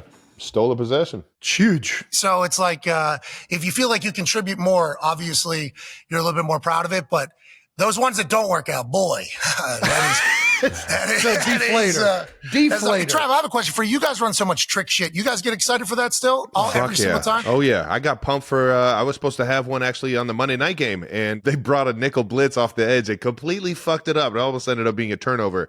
And when I say we completely fucked it up, I completely fucked it up because I didn't block him off the edge. Sometimes, you know, it's just the trick plays can just get sniffed out by a blitz, or, you know, when they don't work, it makes you feel like an idiot for even trying it. But typically Andy Reid's trick plays are pretty on cue. And I've actually been a part of a trick play on a field goal twice in my career. Once in a Pro Bowl and once against the Pittsburgh Steelers. And both successful. Hey-o. Was it like a tight end run or a pass? My guy Dustin Colquitt, he was the holder for I think it was Cairo Santos at the time. Put it down and then flicked it to me. It was kind of like a little shovel pass underneath, and I was out the gate the other side. I was a wing. And that's a completion for Colquitt. That's a big deal. Let's fucking make sure we pick up those extra yards. Yeah, I should have picked up my fucking feet and scored, but I at least got the first down. Do you guys draw those up? What was it? Mic'd up or something where Andy Reid said he likes you guys to draw up the plays and then you guys practice them and do the whole thing. Is that still happening? Yeah, we still do that. We'll do some fun stuff on like Thursday practices during the specialist period. We'll meet Pat and a bunch of the offensive minds. We'll go over there and just start. You know, screwing around with some stuff, see what works, see what doesn't. When we take it to Coach Reid, he's got 51%, as he always likes to tell everybody. So it's like he'll decide whether or not a version of that comes into the game plan. Yeah, you guys got to pitch. You got to pitch the shit out of it. This is a good idea. We got it locked in. I think we got one here. Yeah, it's definitely how good an energy you bring to him for sure. I pitched a few fake field goals and punts, and I knew that my presentation was a big part of whether or not we are going to get this thing done. Through. Yeah, some go, some do not. Though, boy, those things, cutting room floor, those things are gone. Yeah. Jason, Philly bananas. That's like one of the most. Historic fakes or trick for sure. plays and all. Yeah. And nobody really knows to this day, was it Philly or Philly special? And I can't even remember. Like, all I know is that Nick asked for Philly. It's known as Philly special, but he's just going to go up. Lane was my cue to snap it. And that was the easiest job in the world for me. I'm just running naked. I was like, man, call this as much as you want, Doug. This is the easiest play in the world. Yeah. This is going to be a historic play, and I don't have to take any hits to the head. Yeah, I'm just going to run it. Man, we're winning the Super Bowl. It's easy. We tried to take that after you guys ran it, and of course, it's me throwing the ball to Pat, and sure enough, there's a fucking cornerback over there, and I'm like trying to play monkey in the middle with this fucking guy. I could have just walked in the end zone. It's against Tampa Bay the next day, and here I am trying to but I want the fucking touchdown pass. Fuck. And threw it out of bounds like an asshole. That's smart play. Smart football. Travis and I were special teamers at one point. We should admit that. Jason, this is why it's so fucked up, because Jason was the kicker. And Jason. we're both still It's a little friendly fire. A little friendly, I'm friendly jealous. fire. I'm jealous that I sucked at it so bad. I was the worst long snapper on the planet. I mean, I was a bad quarterback snapper, short snapper, but it was horrendous. I like how humble you are. You're like the greatest center of all time. How about Cole Kmet? You see Cole Kmet? No, I Cole did not. Kmet. What's Cole out here doing? So long snapper night. got hurt. Long snapper He got was hurt doing for it? Chicago. Yeah, Chicago. Cole Kmet scores touchdown that has to go snap the extra point because he's How the about backup that? long snapper. Dude, how about pandemonium on the sideline when the long snapper gets hurt? Oh, Brent Selleck was our backup snapper, and he right away, just complete fear. Like, we have not practiced this enough at all. He goes out it's there. always the tight end. It's Seems always, like baby. it's always the tight end. Whatever he you goes need, out coach. there. Whatever you First need. one, perfect snap. Second one, rolled back, complete disaster. I remember this game. It was like cold and rainy and shit, though. It wasn't a great weather day. Oh, man. Are you do the remember snapper, this. Travis? I am. I'm the backup snapper. Me and Always Noah the Gray. tight end. Whatever Always. you need, me and Noah Gray. Noah Gray is our other tight end, and he actually did it in the preseason where long snapper got banged up. James Winchester, shout out to Winchester. But yeah, he definitely he's capable of it too, both field goal and punt. I think the field goal, it's shorter, but it's kind of harder because you got to do it you got to do a low. It's almost like you got to just burn one right over the like grass, like right over the edge of the grass. Whereas punt, you can just fire that thing back there, and hopefully the punter's athletic enough. I have one snap in a preseason game to Dustin Colquitt on punt, and I yanked that thing to the right about 6 or 7 yards, and he went and grabbed it, came back to the left foot and booted it, and He sure got enough, it. yeah, he snagged it. Yeah, And Jason. Athletic. Yeah. Jeez. Louise. All right. Never All right. ends. shout out to Dusty for making me look good. Now that I've faced enough shit for this. Well, no, I haven't. Keep coming. But I do want to get to the media career, Pat, because listen, you were an unbelievable punter. Absolutely outstanding. I never thought something would be more impressive of a guy going into media. But what you're doing, man, and what you have been doing is just insane.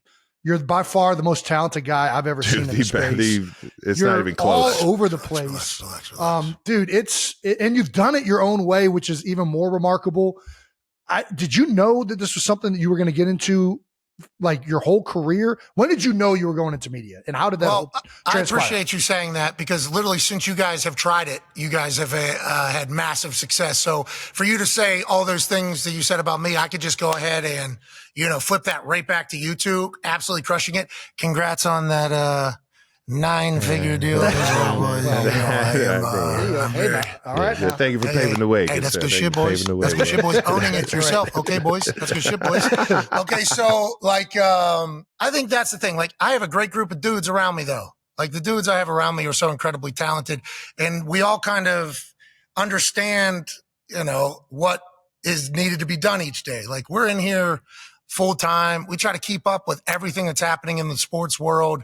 We have to, kind of know what's worthy of chatting about, what should be talked about, also what's not being talked about that should be talked about. And when we talk about it, let's not take the easy way out and be negative. Like, let's do this in a way where maybe we could celebrate sports a little bit. That's kind of been since the beginning how we viewed it. For sure. Hell yeah. The guys I have around me are incredibly talented. The work ethic is insane, but also it's cool that like people seemingly have been pretty like accepting of like, hey, we're allowed to laugh and crack jokes as opposed to having to tear people down all the time in the sports world. Yeah, and we'll sure. talk shit, certainly. And we are dumb and we will get things wrong for sure. And I'm wide open for 3 hours every single But day. you'll have So fun it's- with it, like you did with Lombardi and Max Crosby last week.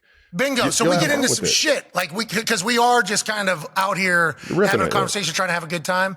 But we all have the same mindset. We're all very appreciative of what we are doing. And, we're all fans of sports, So like the more people that get into sports, we're happy about. And, we want to make sports like a good time. Like people think of sports like, hey, it's a good time. Cause there's a lot of shit that's driving everybody like this seemingly. For sure. It's like sports do this. And they It's the really one do. unifier. Yeah. And it's like, that's what we try to celebrate as much as possible. But we mess it up. But it's the group of dudes I have around me, man. It's a lot of fun. It is a lot of fun every day. Yeah, you got a For great sure. crew, man. How did it all, like, what was the first conversation of like, hey, we're going to start this show? Okay, so when I was playing, I got a chance to do the Bob and Tom show, which you guys in Cleveland might know who the Bob and Tom show is. So Bob and Tom, maybe not. Okay, sweet. Shout out to Bob and Tom. Yeah, shout out to Bob and Tom. Good people. They're great dudes. Hey, they're an Indianapolis staple. They're a morning show. They were syndicated on like 170 channels across the country, radio, 6 a.m. to 10 a.m. They had, they owned it too. So like the business they've had. So they did good business in this entire thing. They were in Indianapolis. It was a comedy morning show. Basically, every comedian you've ever heard of has been through there during their tour because Indianapolis is pretty centrally located. So from 6 to 10, they're like nationally syndicated everywhere. And then from 10 to 10:30, it's just like a local hour here in Indianapolis. They negotiated some deal. And it was like a Colts Tuesday, which was our off days. Jeff Saturday was the guy that did that for like 10 years with them. Jeff Saturday leaves to go to Green Bay. They asked Jeff Saturday, like, hey, who should take your spot in here? You know, and Jeff Saturday says, like, you got to get the punter. The punter is the guy to do this or whatever. There we go. Shout out to Jeff. So then a couple of the other media people also told him that you should get the Pat or whatever. And I think they even said my name wrong at the time. So when Bob and Tom approached me, and my dad was a truck driver growing up, so obviously he was on the road a lot with radio. So Bob and Tom, he knew about Bob and Tom. So I knew about Bob and Tom whenever I was a kid growing up. So when Bob and Tom approached me to join the show, I was like, I'm not going to be the one that ruins this fucking show. You know, it's been around like 30 years. I don't think I'm the right guy for your show. Like the shit that I am is just not, I don't think is the right for your show. And Tom Griswold from Bob and Tom said, you would be the dumbest guy on earth if you did not come on our show or whatever. And I was like, okay, I'll come do the show. So I get in there first week, first 30 minutes. I've never felt like more comfortable. Like they were talking about news. They were talking about sports. And it was like they had 3 comedians in there. Bob Cavoyan's like one of the quickest smartasses on earth. He's there. And it was just like, I almost felt like alive in there for like 30 minutes or whatever. And then the next week when they're live from 6 to 10 on the national audience, Tom Griswold was like, hey, next week, anytime you want to come in, come in. So I went in there 6 a.m. I was like, I'm coming in here 6 a.m. So I did like 4 hours with him in the morning. And it was like, I fell in love with it. Like I really enjoyed the energy, the vibe, the way they set up the show, the structure of the show. And it was at that moment where I was like, this could be something I kind of get into, you know. Then while I'm still punting, I had a stand-up tour I did around the Midwest.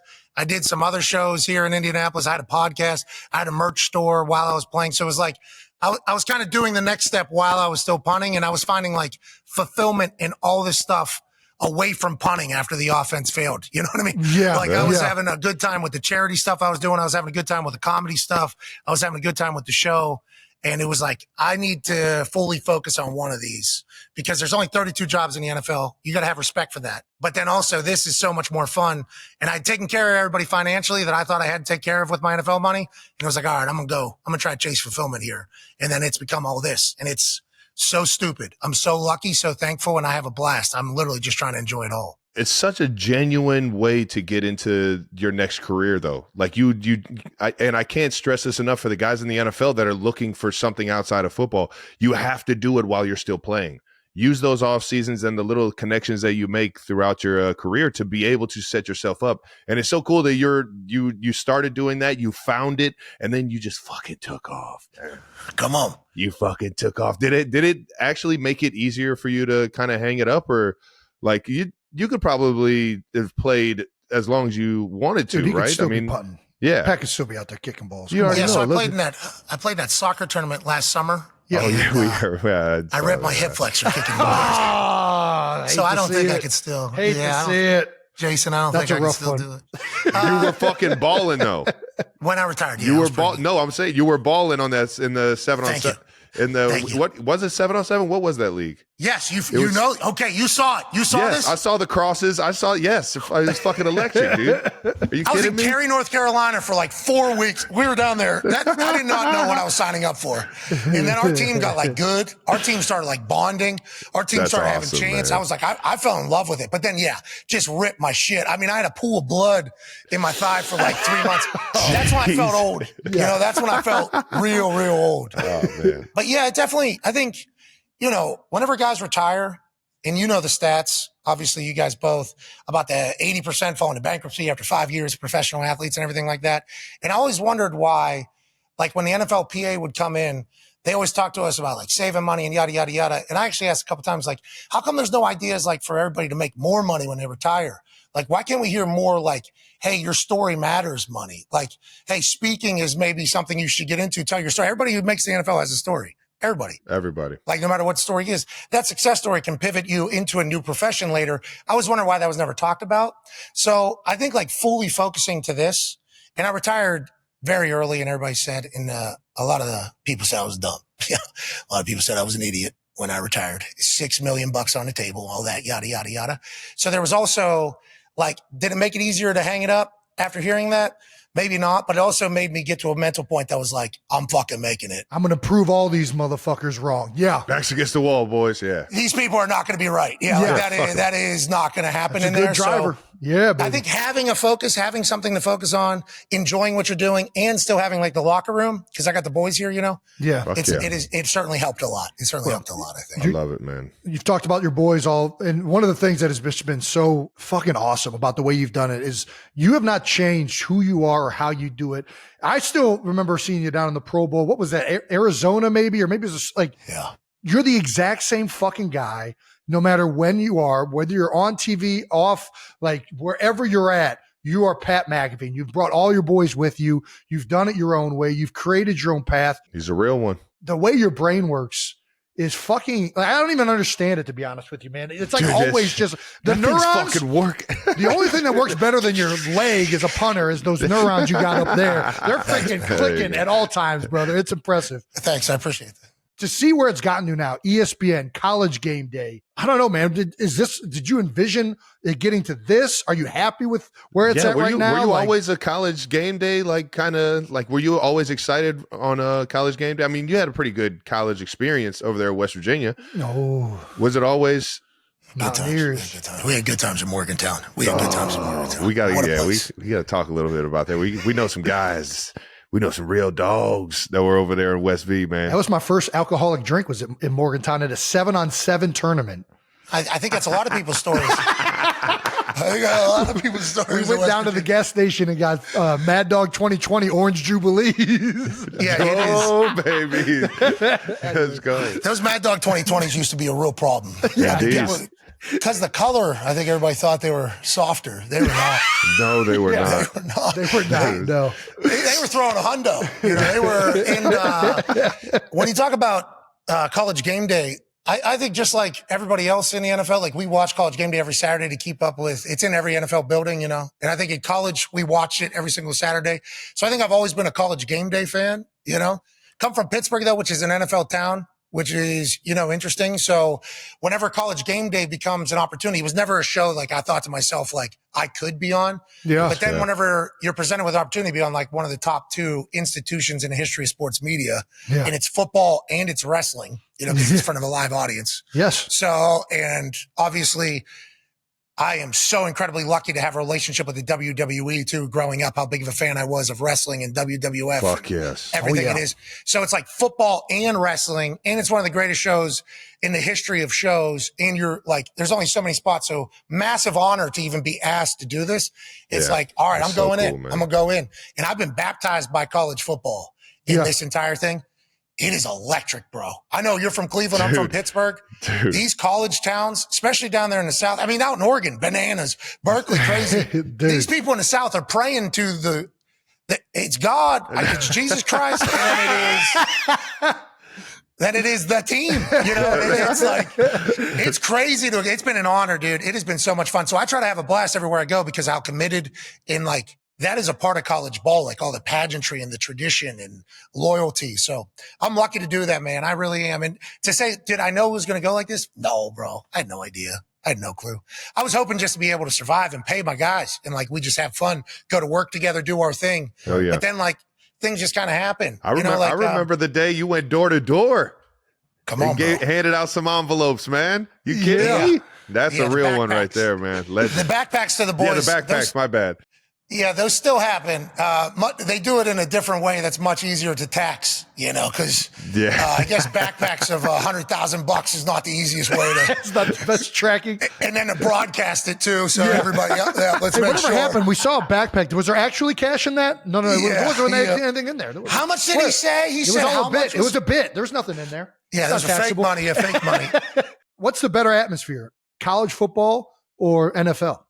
And I guess it's different depending on which college and which NFL, but just in general, you've been a part of both. I don't. Kansas City seems pretty insane. Arrowhead seems crazy, right? I mean, that is a crazy place. Rocking, baby. Arrowhead's Get it nuts. rocking. They got chants and shit too, right? That they do throughout the entire game. Oh yeah.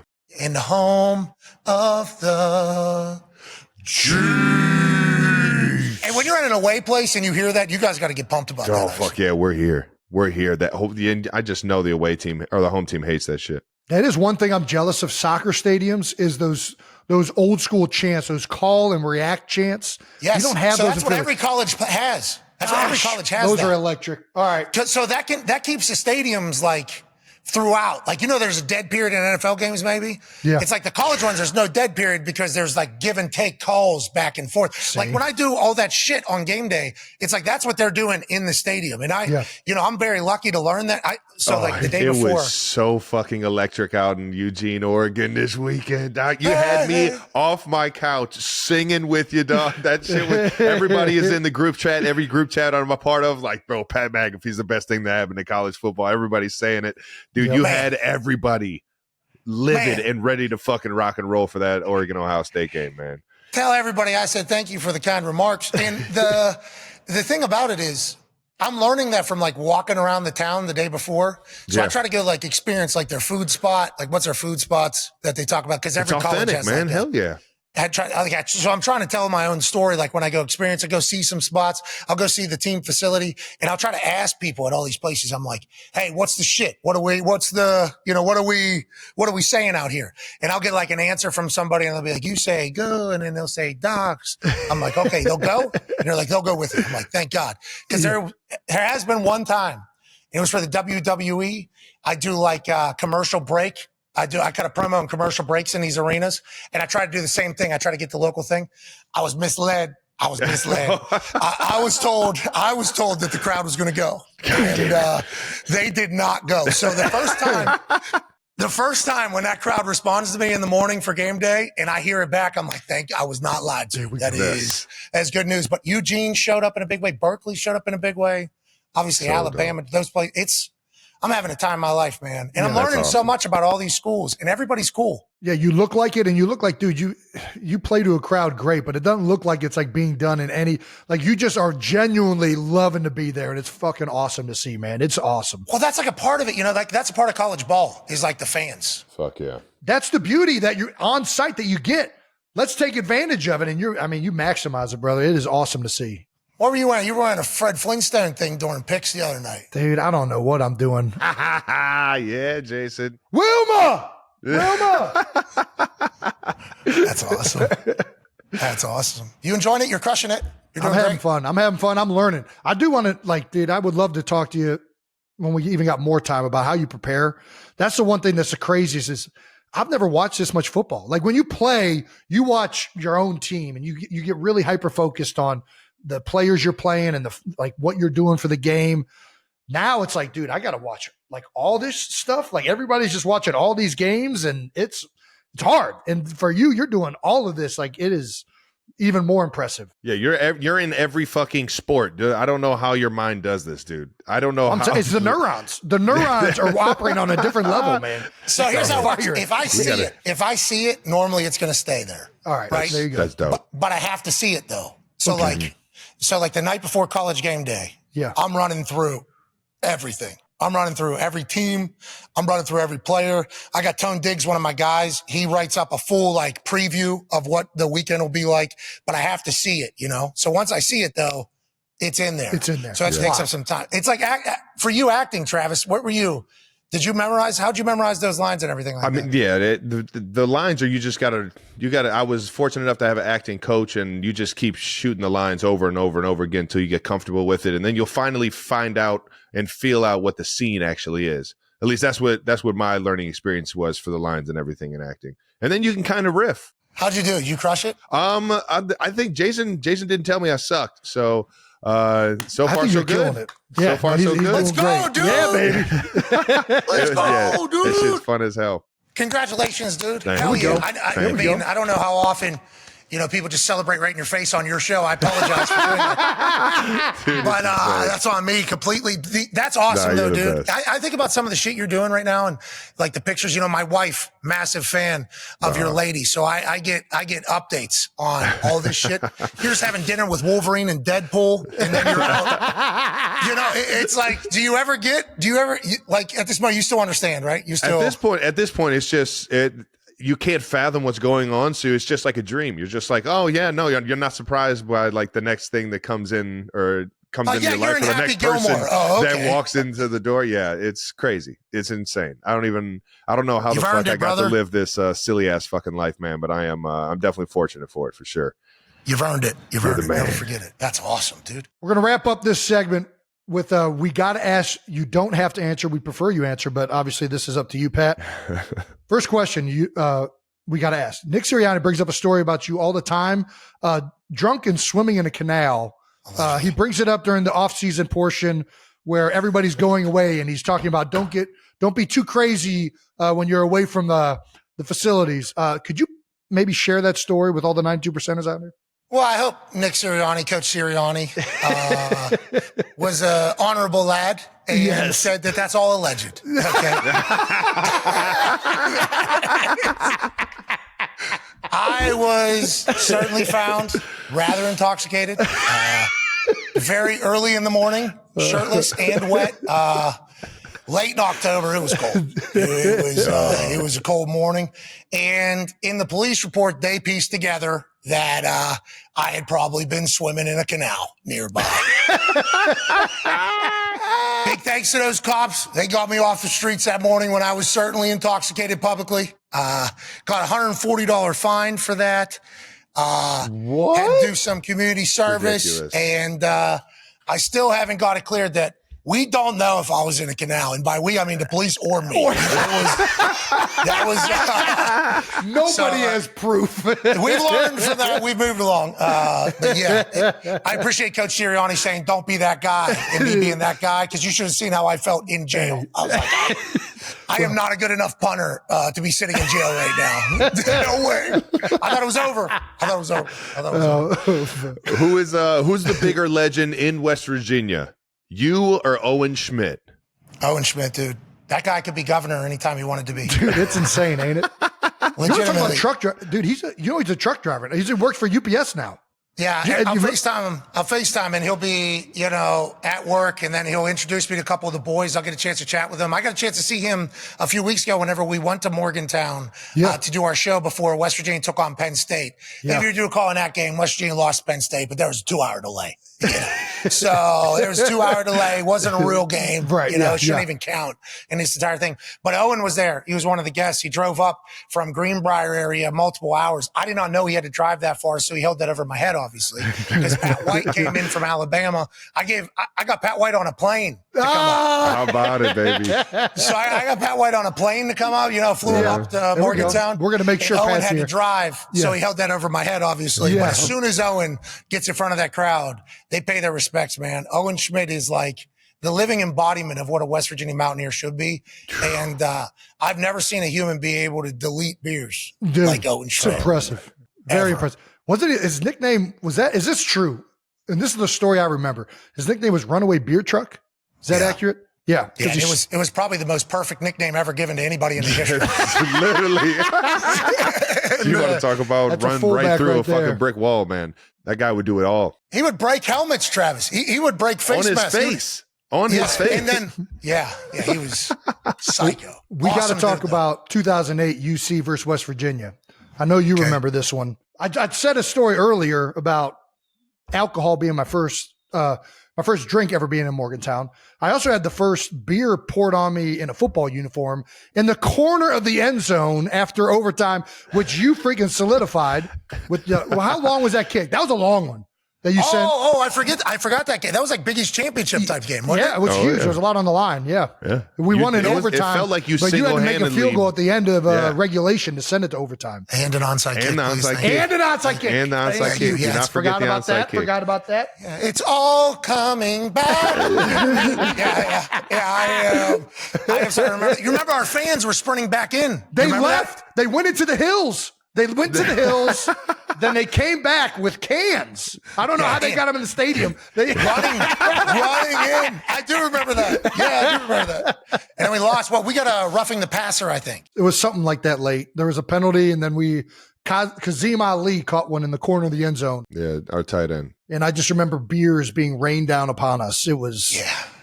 Yeah, those people were pretty intoxicated publicly. Yeah.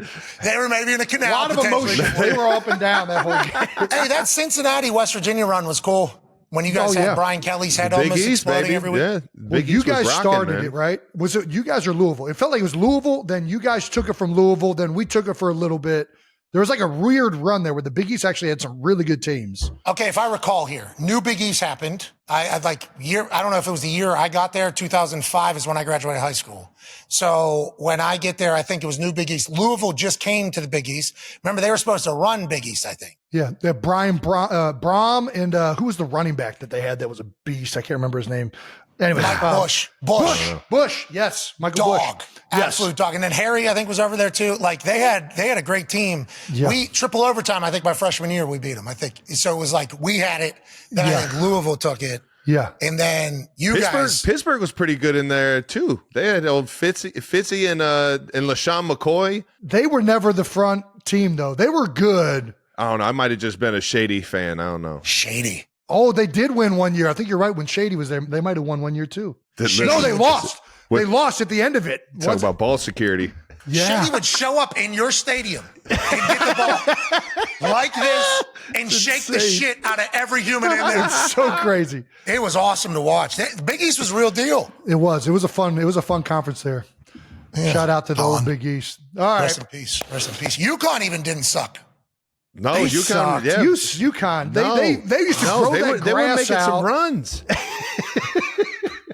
They were good at basketball. They're holding down basketball. They're holding it down. They beat us. I can't talk. Yeah. We're about third way through the NFL season. Who's your early Super Bowl pick, Pat? Chiefs are still the Chiefs, brother. All right. There we go. All right now. And that is not just because he's sitting here and I'm such a massive fan. I'm just a believer in like greatness. Yeah. I legitimately am. I believe that there's like levels to this shit. And for 20 some years, we saw the New England Patriots. For what reason? Well, they just were, other than the fact that they're great. In the air in the ball. Yeah. In the air's in the ball. And that was against the Colts. We couldn't wait for that. Videotaping coaches. Yeah, Spygate, obviously. All this shit gets thrown at one thing, and that's greatness normally. That's what it comes down to. That is how it is. So I think when push comes to shove, I think these dudes figure it out. Like I just am a firm believer. Last year, there was a little time, and I don't want to bring up bad times for the Kansas City Chiefs, but the boys seemingly stunk for a bit. There was a few weeks. It was a rough road. It got a little treacherous. It's the only year I ever beat the Chiefs and Andy Reid. That was the only time we ever got it done, and you still won the Super Bowl. That's what I'm saying. There was a time. Everybody thought they were done. They're not even making the playoffs. It's over. Hey, everybody but me. I want to let you know. Hey, okay. I was standing. Unwavering. I was standing on this microphone, and I said the Chiefs are still the Chiefs. I don't know what everybody's talking about. Pat had a flu one day. It was windy the other day. I just believed. And I just think that that's the case. And then I watched that quarterback show or whatever the hell it is. Oh, yeah. On Netflix. Yeah. And I realized that Patrick Mahomes was like one of the coolest dudes of all fucking time. So not only is he... They don't make him any better, man. They don't make him any better. Dude, house and beers, talking shit, working his dick off, fighting through injury, and then making every play. They don't make that. There's, you know what I mean? Yeah. That doesn't. Yeah. So I believe in the Chiefs personally. That's why I believe in the Chiefs. I love it. Even with the team like the Jets getting a guy like Davante Adams today. Big deal. Vibes are good too. He popped his head in. I don't know if you saw it. Davante popped his head into our conversation with Aaron Rodgers. Yeah. Today. Did he? I did not know. I did not. Oh. He came in with a football in hand, turns it, spins the ball. Hello, Davante. Good to see you. Long time no see. They seem to be ready to go. I mean, they just lost to the Bills less than like 14 hours before that, and Jets fans are pumped. They are very, very excited about the future, and I can see why. Davante's a dog. He's a dog. Davante, Garrett Wilson, they got some in the offense looked a lot better, especially in the first half this past week, or yesterday. They were running it, Jason. Either way, I know. How about that? Let's hand the ball off. Get this guy Breece Hall involved. Who's that? Breece Hall? Pretty good. He's pretty good. Also, let's do more tush pushes. Let's get these centers. Let's compound some more. Vertebrae. Did you bitch about it on this show a lot or no? I don't know if I saw it, about your body just getting demolished. Just getting absolutely just fold, like you said, like an accordion. He's just getting folded every single fucking time. It's hilarious. Every time. I laugh at it at this point. I never used to think about bitch how that much we were much. hyping it up too. We were so loud, like tush push, Here so comes awesome, Eric. 92%. Keep doing it. We need to keep doing it. And Jason has to be supportive. He has to. He's I a didn't team really guy. talk too much He's a shit. team And then guy. Lane Johnson let the cat out of the bag. He used to say that every time he would get called in the huddle, I'd just be, fuck my life. That's awesome. But you literally publicly had to support it because it was working and it was like your thing. It was like. And listen, I hated it, but let's you know what? If it gets the first down, keeps the strike, converts. It's a free. You're avoiding a turnover. It's insane. Yeah. I agree. Yeah. That's Ohio football. Stealing I'll possessions, take baby. a compressed vertebrae for that. Bring it on. Pat, who's your too early MVP right now? Ooh, okay. So, do you believe that somebody other than a quarterback can win the MVP? I think It's going to take a lot, it's going to man. be hard. Yeah. Depends. It's going to take Where like you something like what this Boise State kid is doing at Genty. running back. Yeah. Holy shit. It's going to take something like that to like take the attention away from a quarterback getting it, I think. He's ahead of Barry Sanders. Barry Sanders had like 2,600 rush yards. I forget how many touchdowns. He's ahead of schedule. Yeah, He's 6 games in. He's already got 1,200 and like 17 touchdowns. The shit's ridiculous. And to be clear, Genty, we think it's incredibly admirable and cool that you're still at Boise State because he led the country in yards, I think, last year, too. I assume there was big offers Yeah. Had to for be. him to go. But if we say, NIL money. oh, yeah, I assume there was big offers to get him out of Boise State. He's still in Boise running on that Smurf turf. I respect it. He's like, no, it's something. He blends in that blue turf, man. Dude, he never stops running either. He's very impressive. But if we stick in a running back could potentially win an award that normally goes to quarterback, like Derrick Henry right now. Oh, yeah. He's scoring touchdowns just like nonstop. It's just Yeah, like right. touchdown, Just when they think just because the Titans got rid of him, everyone's like, oh, he's not the same player. Fucking just running 21 miles an hour, 22 miles per hour, getting tickets in a school zone. You kidding me? He's this tall. He's unbelievable, man. I'll admit, I'm an idiot. When they made that pick, I'm like, dude, he's a shock. They're going to put him in shotgun. How's this going to work with Lamar? And it's like, oh, yeah, no. He's just bigger and faster and stronger than everybody. Let's just get those guys on our team. Let's just let that guy go north and south. Good luck tackling that. And that's hardball football, too. It is. Like, hey, he will. And then they got Ricard as a fullback, too. It's like he's 280 or whatever, former D end. It's like, I don't understand how they were allowed to do that trade. I don't know how that was. Right. That seems to be unfair. Well, good job, Harbaugh. I hope he wins. I would be very much as obviously offensive lineman, but King Henry, I don't know, man. That guy's he's just a dog. He is. Let's get an offensive lineman award. Yeah, that's like against the religion of O-line to get an award, but it's like, it's got to be like a group award. They got the Ford Tough offensive line. Fucking Penei Sewell is fun to watch now. See that they get hook and lateral, almost had a touchdown, had to get called back. Dude, he balanced himself. Yeah. How is he? 3 what? He's 300. He's got to be at least 350. He's up there. He's a big man. Big man. Hey, my elbow would explode. Trav, why is everybody so big, strong, and fast these days? I don't know, man. I don't get it. Where do they find these people at? How tall are you? 6'5". 6'4" and 7/8. If you ask the fucking combine, they fucking cut a quarter of a fucking. Like, can you just give me the eighth of an inch? Can I get that eighth and be 6'5", or do I got to be 6'4" and 7/8? They push you down too. They push you down. They did. They got it twice. They're like, yeah, it's 6'5" seems too tall for you. I think we need to do this again. I just talked about these people being too big and too fast and too athletic, and I'm talking to a dipshit here at 6'5", moving around to like 4'6" at the age of like 50. You know what I mean? Travis, you're a freak show, brother. Absolute freak show. Having fun out there. Pat, we're getting close to getting out. Is there anything that we haven't hit that you want to talk about? Anything that, like, I don't know, man. Yeah, you got anything fun coming up that people don't know about yet? No, dude. There's way too much of me. This show ending quicker is better.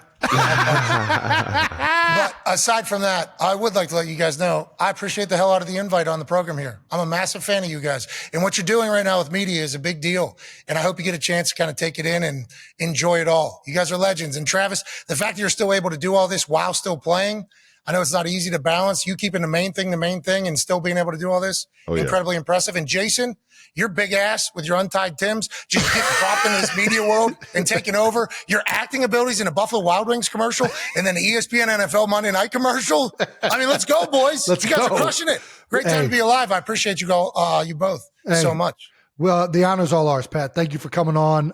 Thank you for paving the way, changing the game. It's incredible to watch your career up to this point. Can't wait to keep watching, keep being you. Oh, yeah. Can't wait to see you in freaking Austin, Texas this week. College game day. Intern Brandon, big Austin, Texas guy, big Texas fan down here. Brandon's Horns excited. up. What are the chants, brother? Don't leave me astray. Don't leave me astray. Keep making sports fucking fun, brother.